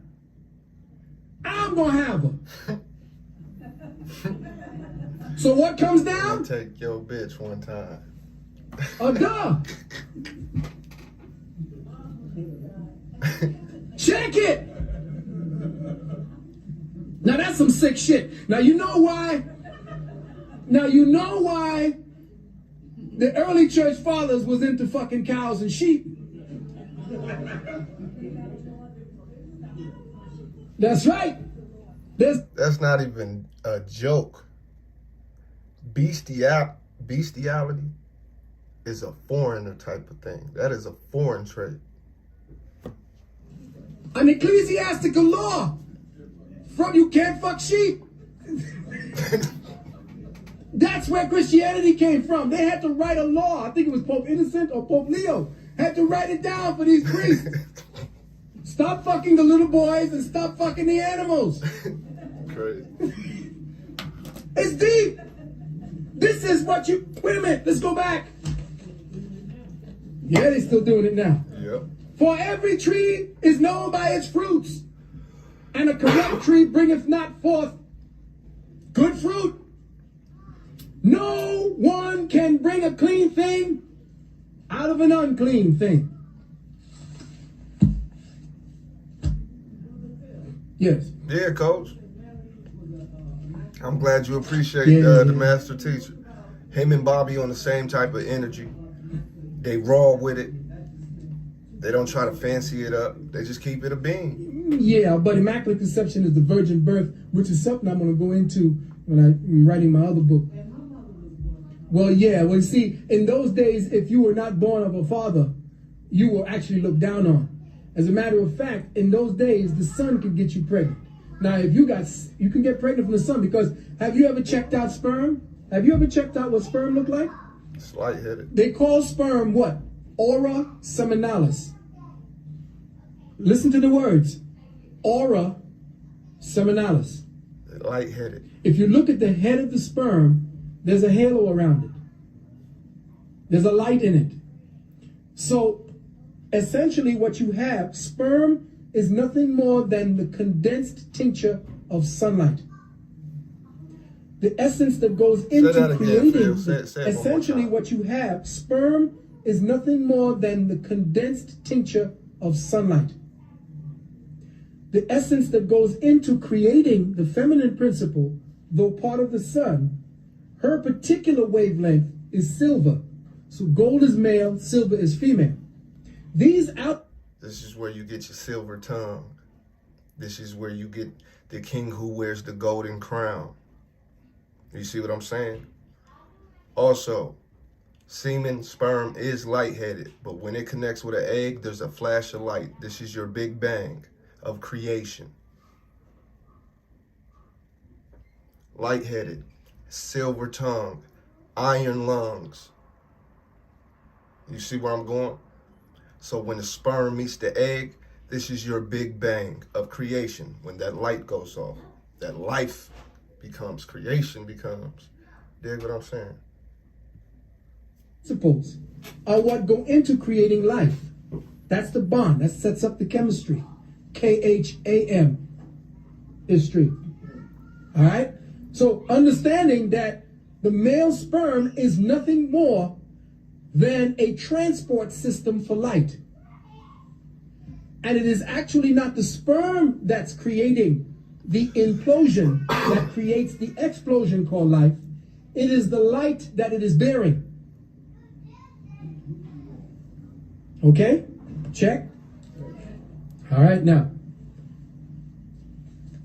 As a matter of fact, when the story goes that when Joseph found out she was pregnant, he took her back to the temple where he got her. He said, what the hell's going on? And then they said, when Elizabeth said, hell no, get out of here. When got her husband, who was the head of the temple in Jerusalem at the time, and he got the soldiers to kick Joseph out. That's why they had to leave. Take her. She's yours now. Now, the argument goes as follows. One, if Jesus was God, as you hear John 1 and 14 states, would he have chosen such wicked and worthless men as we find in his apostles, because they were stupid. 2, if he knew that Judas would betray him, why did he make Judas his companion? 3, these are logical questions. 3, the story of the crucifixion and the resurrection are especially stupid and absurd. Jesus was condemned publicly before the eyes of all. No one could doubt this. If he rose again, why did he not make his justification as public as his condemnation? Would he not have confronted his judge, his accusers, the general public, and given irrefutable proof and evidence that he was not a fraud, but he was the Son of God? 4, who saw Jesus after he rose from the dead? A half-insane woman and 1 or 2 of his followers. Now, wait a minute. I'm the Lord come down in the flesh.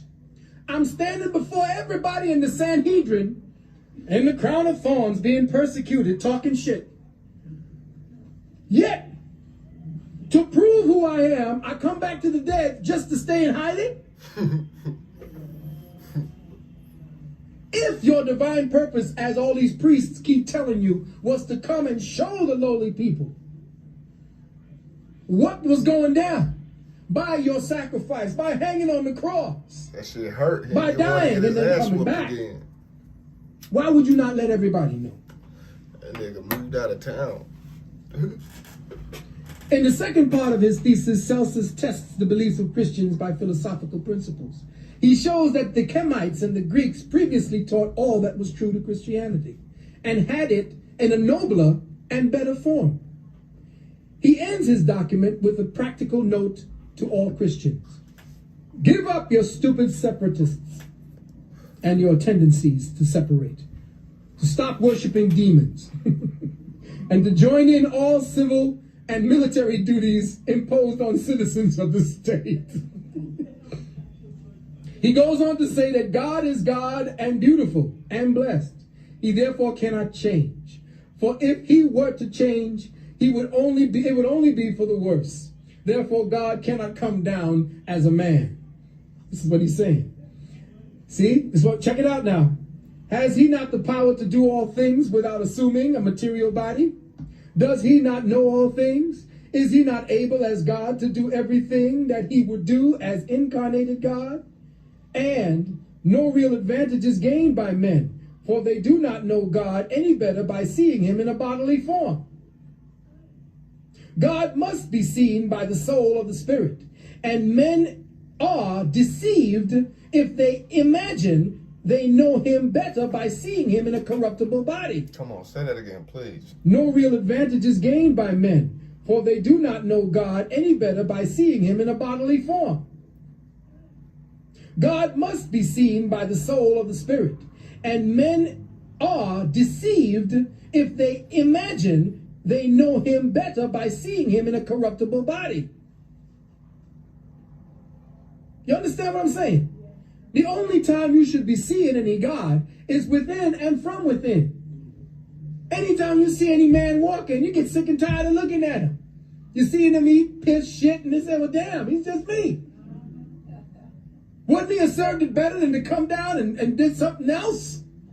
Than to come down as we are? What is it being said that you are that? I know I got a little perverted slant on shit, don't I? All right. I just wanted y'all to know that,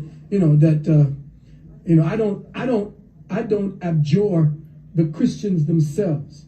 I abjure the ignorance under which they are comatose. They got the bite in the neck. You can see the 2 teeth marks when a Christian comes up. You can see the walking dead when they ring your doorbell and put that awake in your face. Y'all heard that? Okay, y'all heard that, right? Teeth marks when a Christian comes up. You can see the walking dead when they ring your doorbell and put that awake in your face. They look dead.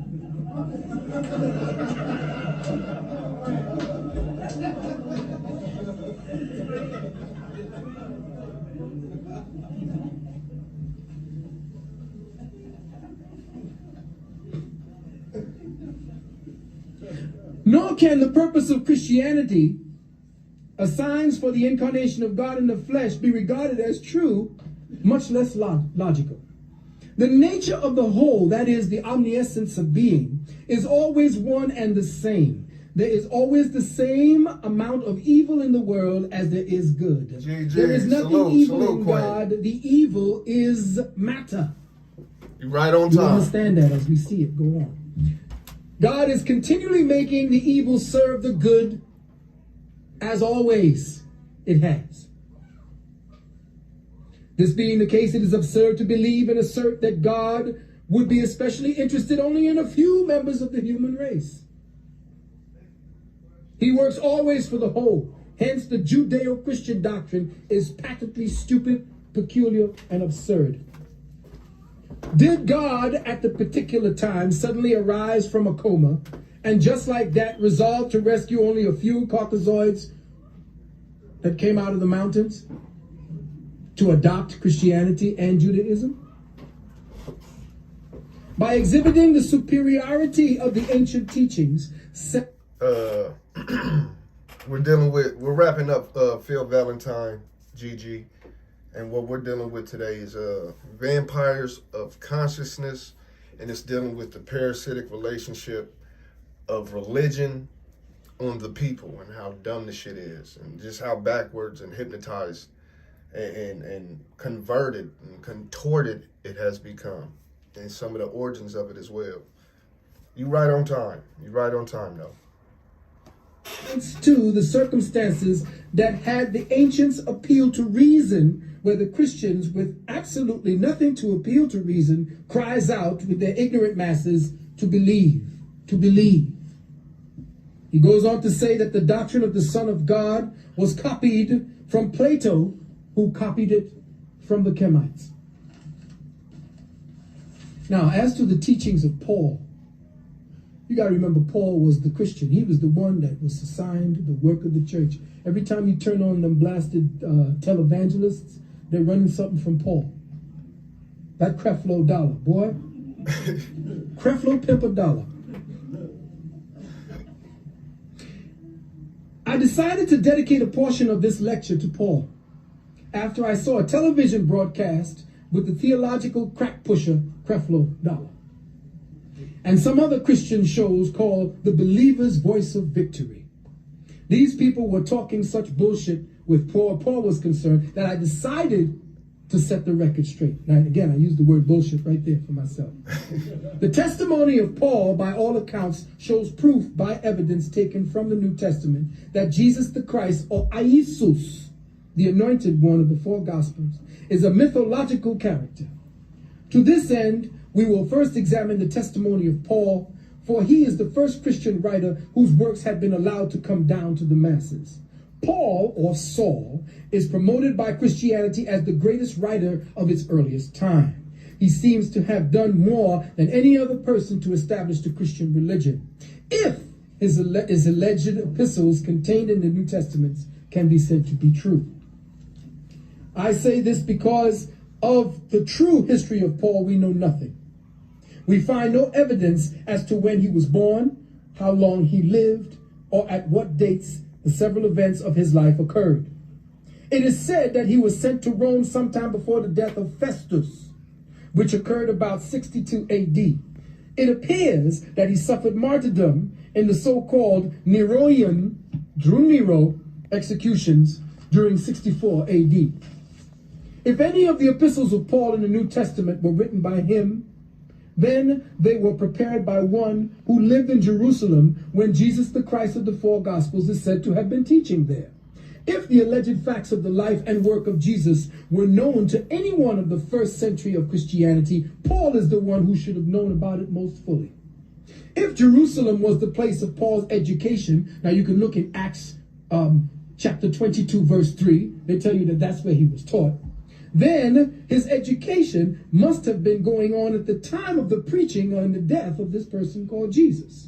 This makes this inquiry and investigation even more eerie and strange if Jesus were a real person, that is, living and preaching at that time, that Paul never met him, much less knew anything of his teachings. since, as we were told by the Bible, that the fame of Jesus went out all over the world. Now you can talk about that. Matthew 4 and 24. Matthew 9, 26 and 31. Matthew 14 and 1. Mark 1 and 28. Luke 4, 14, 37. Luke 5 and 15. All of these are the Bible depictions that tell you that Jesus and his ministry were known throughout the world. Where was Paul? That he heard and knew nothing of these things. Paul admits that he never saw Jesus, except in a damn vision. Go to Acts 18 and 9. Go to Acts 9, 3 to 5. Go to 1 Corinthians 9, verse 1. Go to 1 Corinthians 15 and 8. You want proof? I'm giving it to you. Then it appears that he did not see Jesus in a vision, for the man that journeyed with him, those men who journeyed with him, stood speechless, hearing a voice, but seeing no man. Go to Acts 9 and 7. Go to Acts 26 and 14. He further states that the men with him heard not the voice. Go to Acts 22 and 9. Paul appears to boast of not seeing Jesus, not even meet him, nor even heard him. In Galatians 1 and 11, 11 and 12, Paul says, the gospel which was preached of me is not after man, but neither receiveth it of man, neither was I taught it, but by the revelation of Jesus the Christ. Now you know somebody wrote them words into his mouth. Think.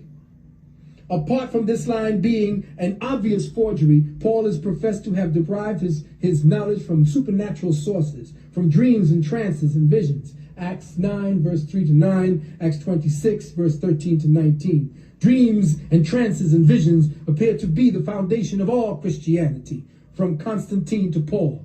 Read Genesis 46, 2 to 4. Read Exodus 11 and 5. Read Exodus 12, 29 to 33. Exodus 14 and 25. Acts 12, 6 and 7. Now I'm writing that, I'm putting these down to you to tell you that you could go to all of these, because all of your church fathers keeps telling you that the only way they got to know about God is in visions and dreams. So what makes them so damn special that you can't do the same damn thing?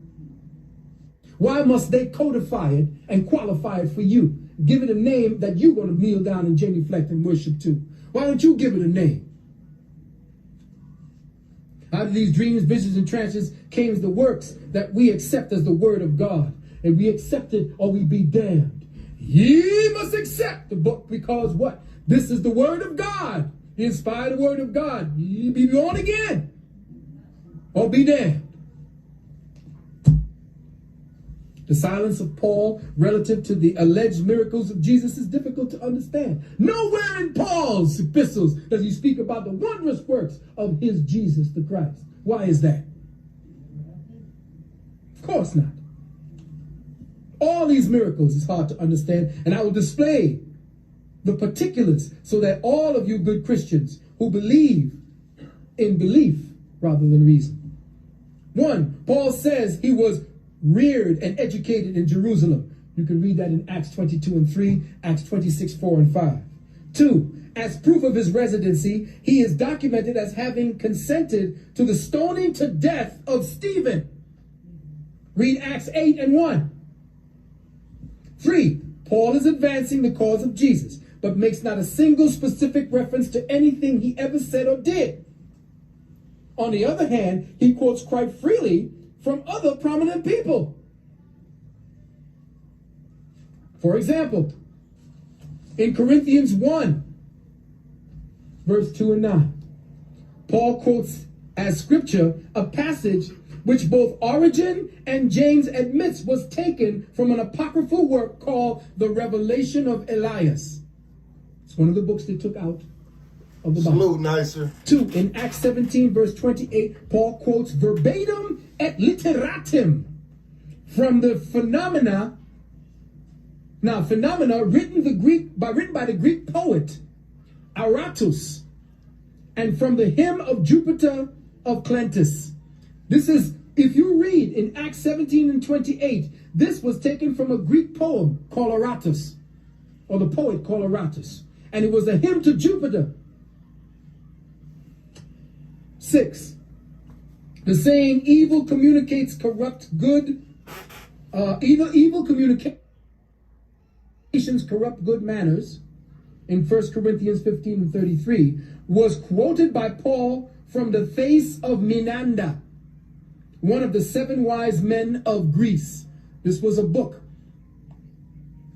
The Face of Menander was one of the teachers in Greek, and it says here, he took the word, evil communications corrupt good manners. This, 1 Corinthians 15 and 33, was taken directly from that work.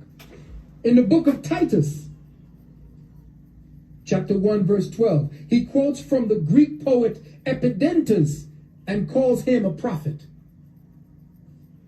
But with all the above, he never quotes from the Gospels of Jesus, from the 4 Gospels, not once. Why is that? 8, he never mentions the virgin birth in Matthew 1. Pardon me. Find Paths of Consciousness, take 1.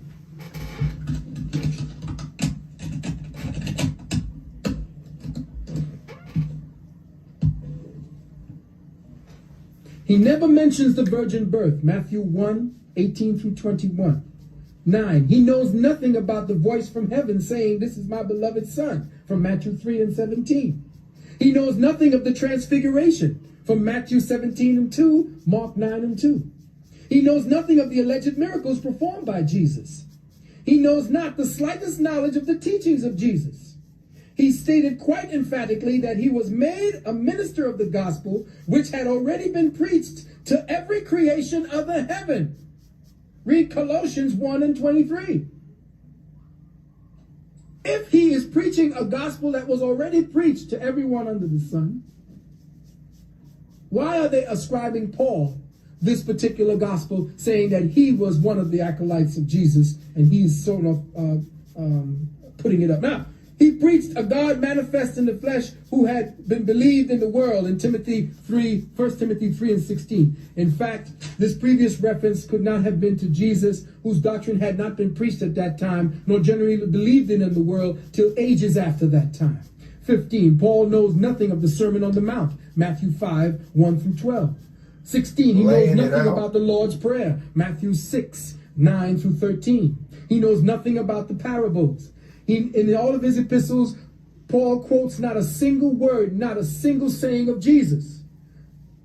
He never once cites signs and wonders rendered by or for Jesus. In fact, more than once, he speaks of his own miracles in 2 Corinthians 12 and 12.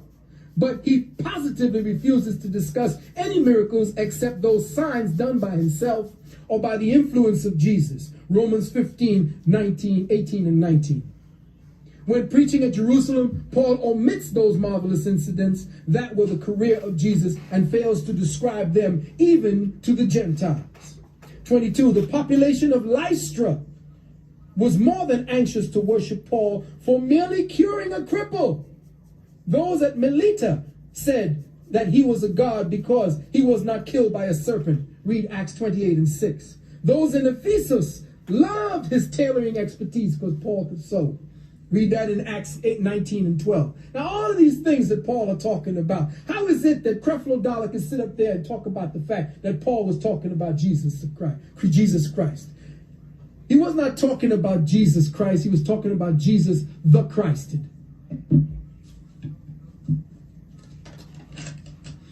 Now, we're going to get back to Paul.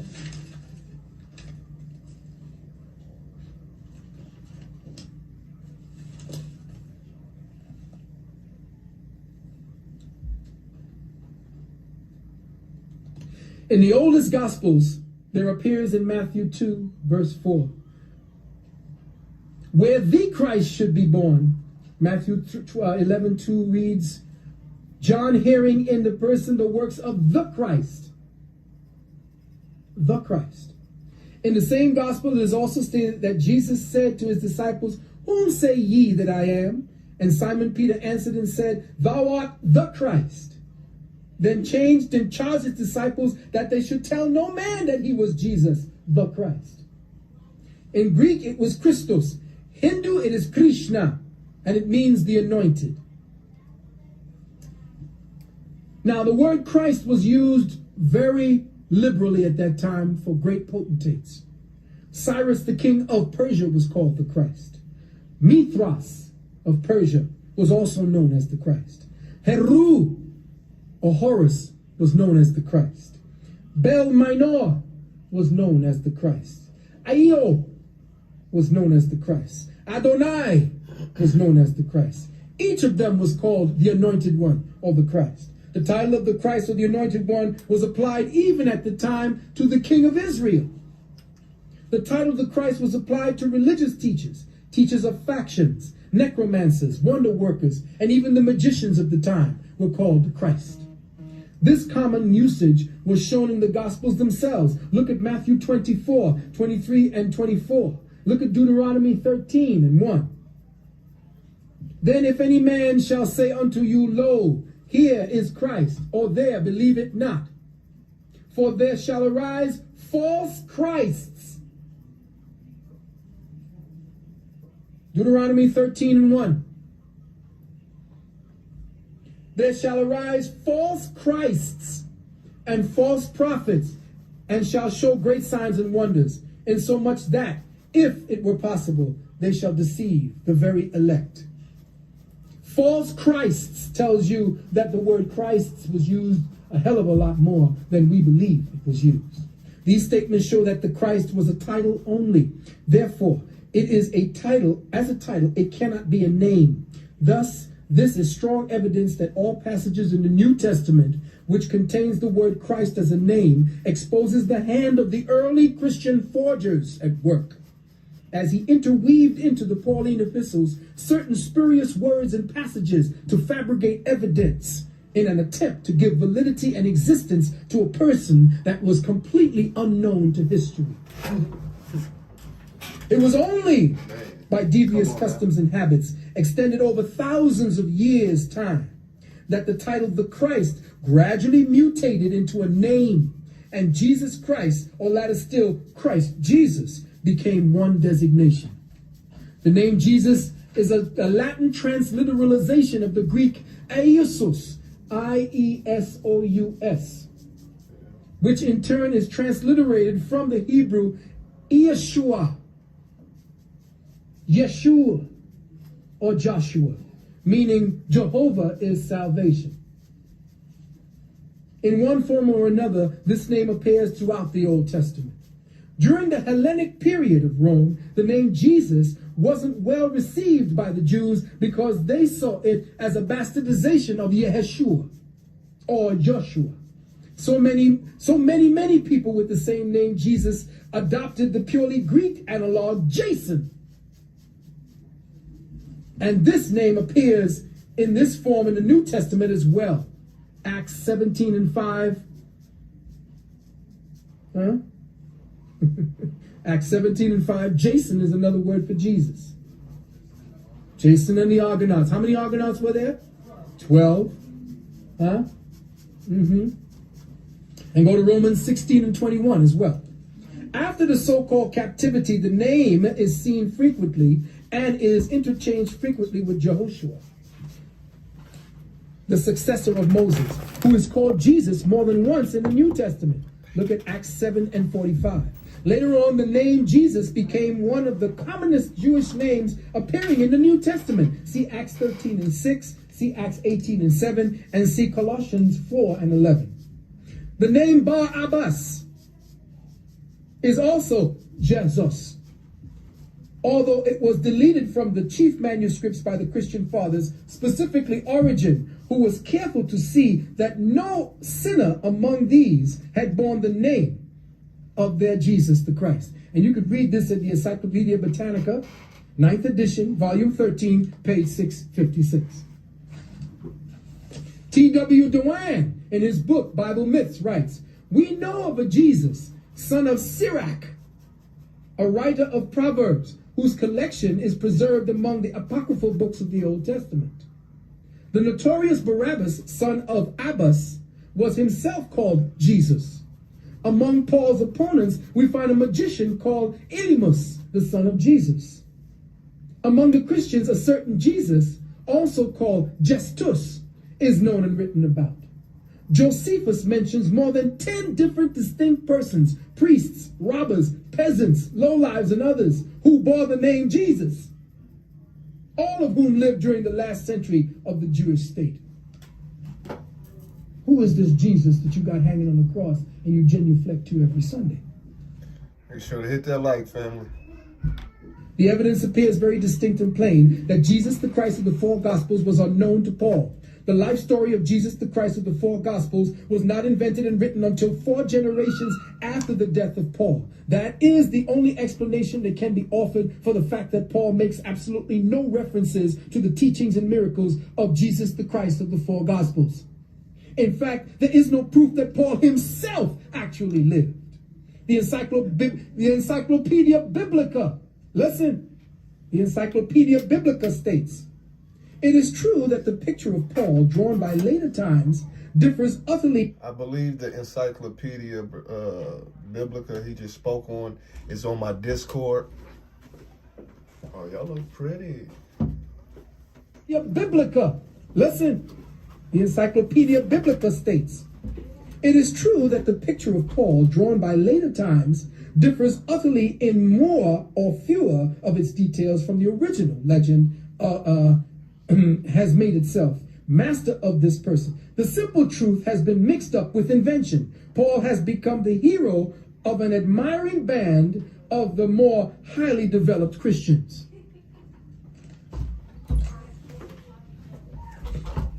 Now, Marshall J. Gauvin, Gauvin, wrote a book called Did Jesus Really Live?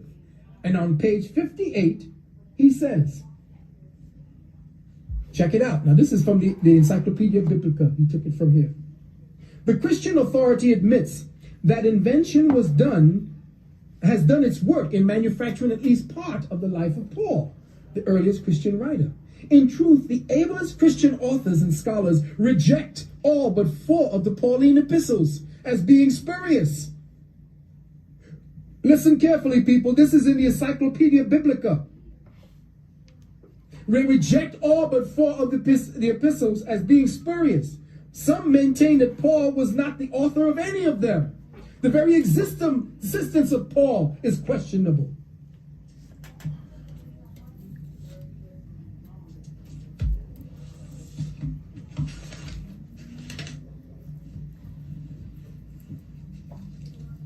Give me a chance to get my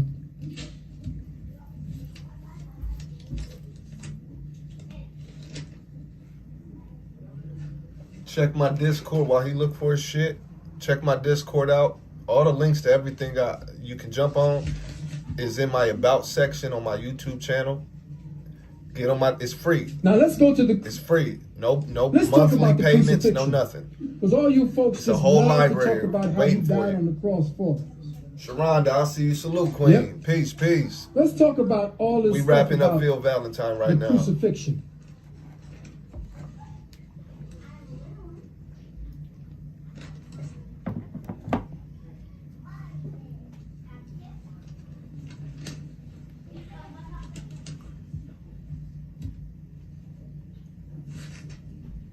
Okay.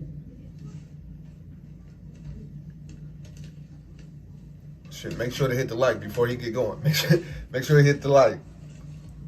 Share this out as well.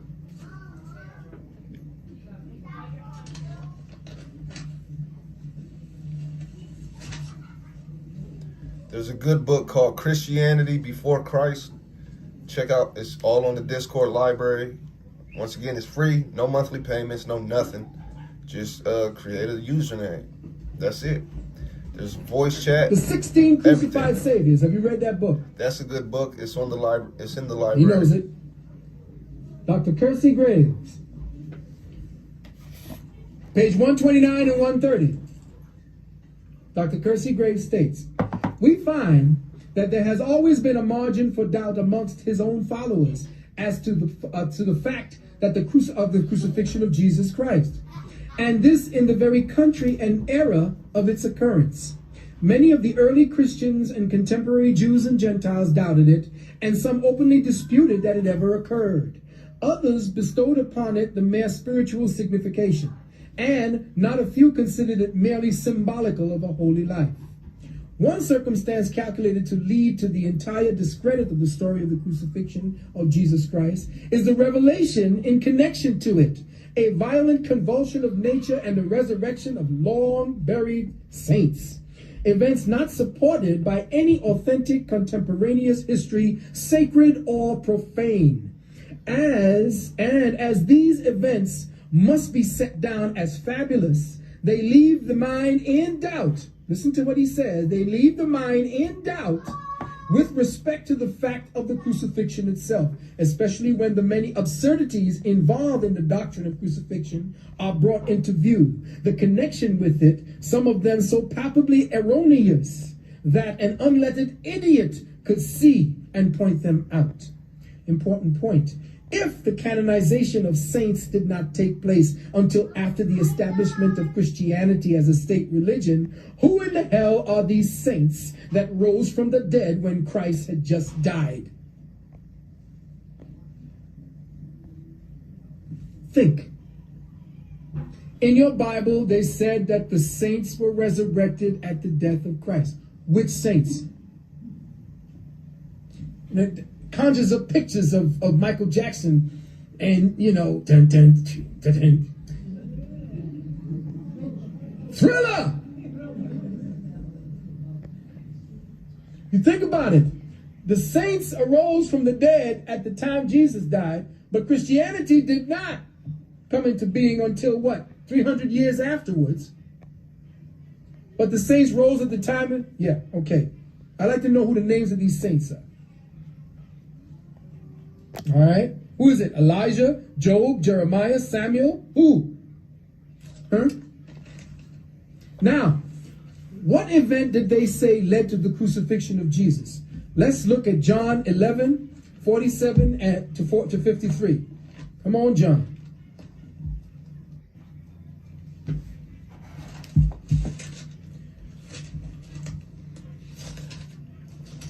We're doing it the way you would do it, right? Your minister tells you, turn to John. I wish I had all y'all with your Bibles. Turn to John 11:47 and 53. 47. They gathered the chief priests and the Pharisees a council and said, what do we? For this man doeth many miracles. 48. If we let him thus alone, all men will believe on him, and the Romans shall come and take away both our place and nation. And one of them, named Caiaphas, being the high priest, that same year said unto them, ye know nothing at all. Now check out how the medical killers work. Nor consider that it is expedient for us that one man should die for the people, and that the whole nation perish not. That's what they say about keeping the fact that they kill people in the hospitals constantly. Think about it. And this spake not of himself, but being high priest that year, he prophesied that Jesus should die for that nation. And not for that nation only, but that also he should gather together in one the children of God that were scattered abroad. Then from that day forth, they took counsel together for to put him to death. Now, I'm reading that because what is to come will show you something completely contrary to what you have been perceiving. Now, the specific thing about putting him to death, his miracle of raising Lazarus from the dead, on learning of it, the Jewish council met, and from that day forth they took counsel together for to put him to death. This is the most improbable and ridiculous statement if you know the truth about Roman history at that time. And it's an insult to reason if you look at it deep enough. First of all, who would kill a man if he could raise a festering corpse back to life? I'll be going back to all my peoples. Yo, they're going to want right there. Raise him, raise her, leave that motherfucker. Shout out to the scientists, the ones who stayed down and really got some good game tonight. There you go. Stayed all the way through and you still here. Shout out to y'all. Shout out to everybody who stopped through. If this crucifixion was a fact instead of a favor, it seems odd that the four Gospels contain so many contradictions about this one event. Ain't nobody got it straight. For example, the Luke version states that a multitude followed Jesus as he went to his execution, and also a woman wailed and lamented him, Luke 23 and 27. But the other Gospels don't seem to agree. John says that he and Jesus' mother, along with Mary Magdalene, his wife, by the way. See, Mary Magdalene was his wife. There were many Marys. All right? And that's another story I'm going to tell you later on, to show you how, by the writing that in Jewish law, Mary Magdalene, based upon everything that they would do, that you said, I am not yet. Oh, that you know it's all love, Brazy. Would show you that they were following I think that goes unsaid, God. It's always love, Brazy. And that the only role that Mary Magdalene could have been playing was one of Jesus' wife. Because of what it is that Jesus was telling her to do. And only the wife would do that. That's because they don't teach you Jewish history when they're teaching you Judeo-Christian history. Matthew denies John's account. Now, John says that he and Jesus' mother, along with Mary Magdalene and two other women, were right at the cross at the execution. That's John 20 and 25. Matthew denies John's account. This is in Matthew 27 and 56. And so does Mark on 15 and 40, where the both of them state that Mary Magdalene with other women in Galilee were far off someplace. Luke says that the women of Galilee stood afar off. John said they were at the cross. Now check this. Just a couple of days before the crucifixion, Jesus had raised a man from the dead a couple of miles outside of town. This is in John 11, 43 and 44. He just raised somebody from the dead. This miracle alone, the Bible states in John 11 and 45, as well as John 12 and 9 and 11, many Jews at that time began to believe on him. That's what the Bible said. The Jews began to believe on him. And even the priests and Pharisees were constrained to witness and knowledge to his miraculous powers. Read John 11 and 47. The priest was saying, damn, this boy got the flavor. Yet, Matthew, Mark, and Luke know absolutely nothing of this incident because they don't talk about it. Why is it that John is the only one who knows about this dude, man, doing something that nobody should have been able to do? But instead they tell of this mocking and cursing and reviling by the spectators as he was suffering. Luke says that even the soldiers joined in on this type of conduct. Last 4 minutes, family. All the Gospels agree. Shout out to the scientists. That lots were cast for his clothes. And you could read that in 22 and 18. Even the part about the thieves were in accordance with Jeremiah 48 and 27.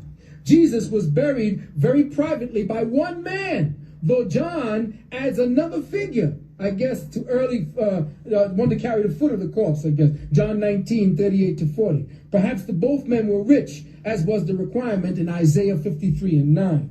This version of a super simple and unwarranted funeral for a man that worked incredible wonders just a few days before stinks of churches. Definitely love Queen. In contrast, a man named Stephen, shortly after, was murdered by a mob, but was buried by devoted men who right there in Jerusalem made great lamentations over Stephen. Acts 8 and 2. Wait a minute, you just killed the Messiah. The dead got up. The earth quaked. I raised the dead, the blind to see, the deaf to hear, the lame to walk. And couldn't get another motherfucker to carry my feet to the grave? And here goes Stephen. Who the hell is Stephen? They killed this sucker. Stone him at the insistence of Paul. Yet still there's people all over him, crying and wailing and gnashing of teeth. Ain't nobody dealing with the logic. Stephen had no fame, not even as a prophet. He didn't raise the dead, walk on water, make the blind to see, nor was he announced and acknowledged by a voice from heaven that was heard by the Son of God. Matthew 3 and 17. There was no earthquakes at his death, nor did the corpses of the dead pop out of their graves and walk the earth. Consequently, this Jesus must have been a nobody. That is, compared to Stephen. Such miracles are supposed to have occurred at the death of Jesus when the earth quaked and the rocks were rent. That was in 1 Kings 19 and 11. When the dead rose up out of the graves, read Daniel 12 and 2. And the vial or the mishak of the temple was torn. That's in Isaiah 22 and 8. All culminating in the Roman centurion admitting that this is the Son of God. Matthew 27 and 54, would seem to be enough to bring out the whole damn population at his burial. There should have been a mob of fans and even the priests themselves to see if he could raise himself off the dead. If he was getting ready to raise dead, they would not be at his grave. You kidding? Just like these paparazzi? Okay, you did it for him, but to see you do your own shit. Right.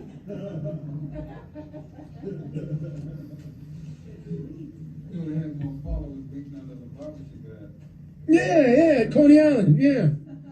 He's still laying there dead, rotting. Cambria Heights. The priests could not have stopped any fans from attending the funeral either, because Matthew 21 and 46 made it quite clear that these priests feared the multitude. Matthew 21 and 46. So they weren't going to stop a multitude that supposedly knew this man made all these miracles. That's it, family. That's it, family. You know they cut it off all wild.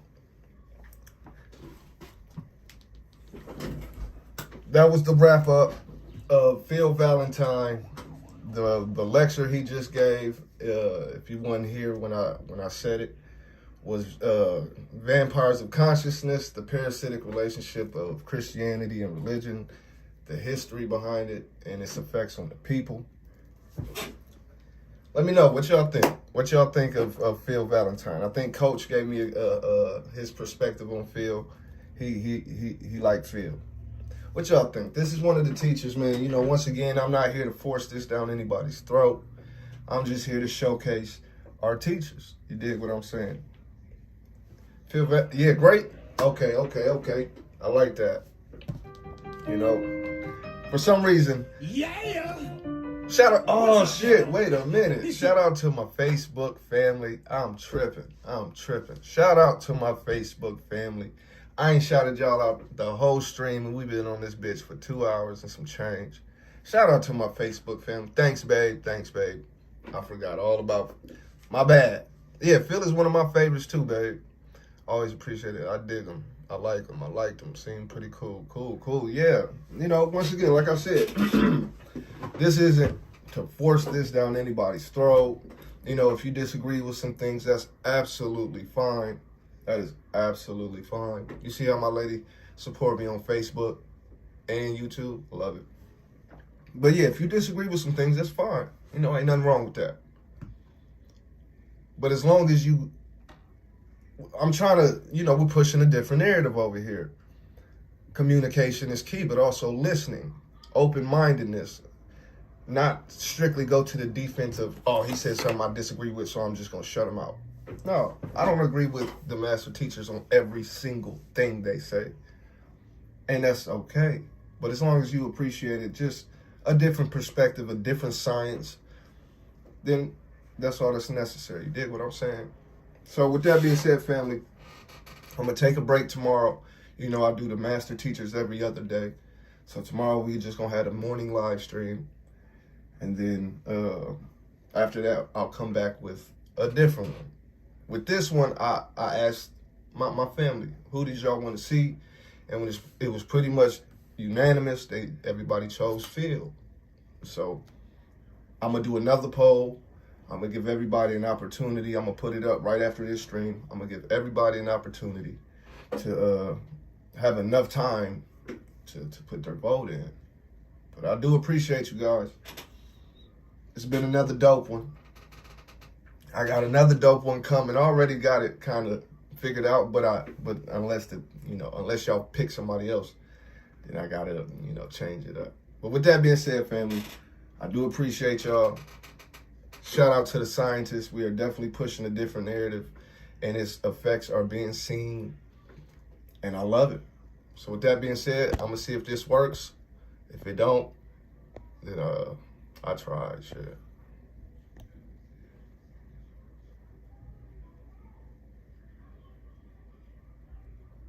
See if this works.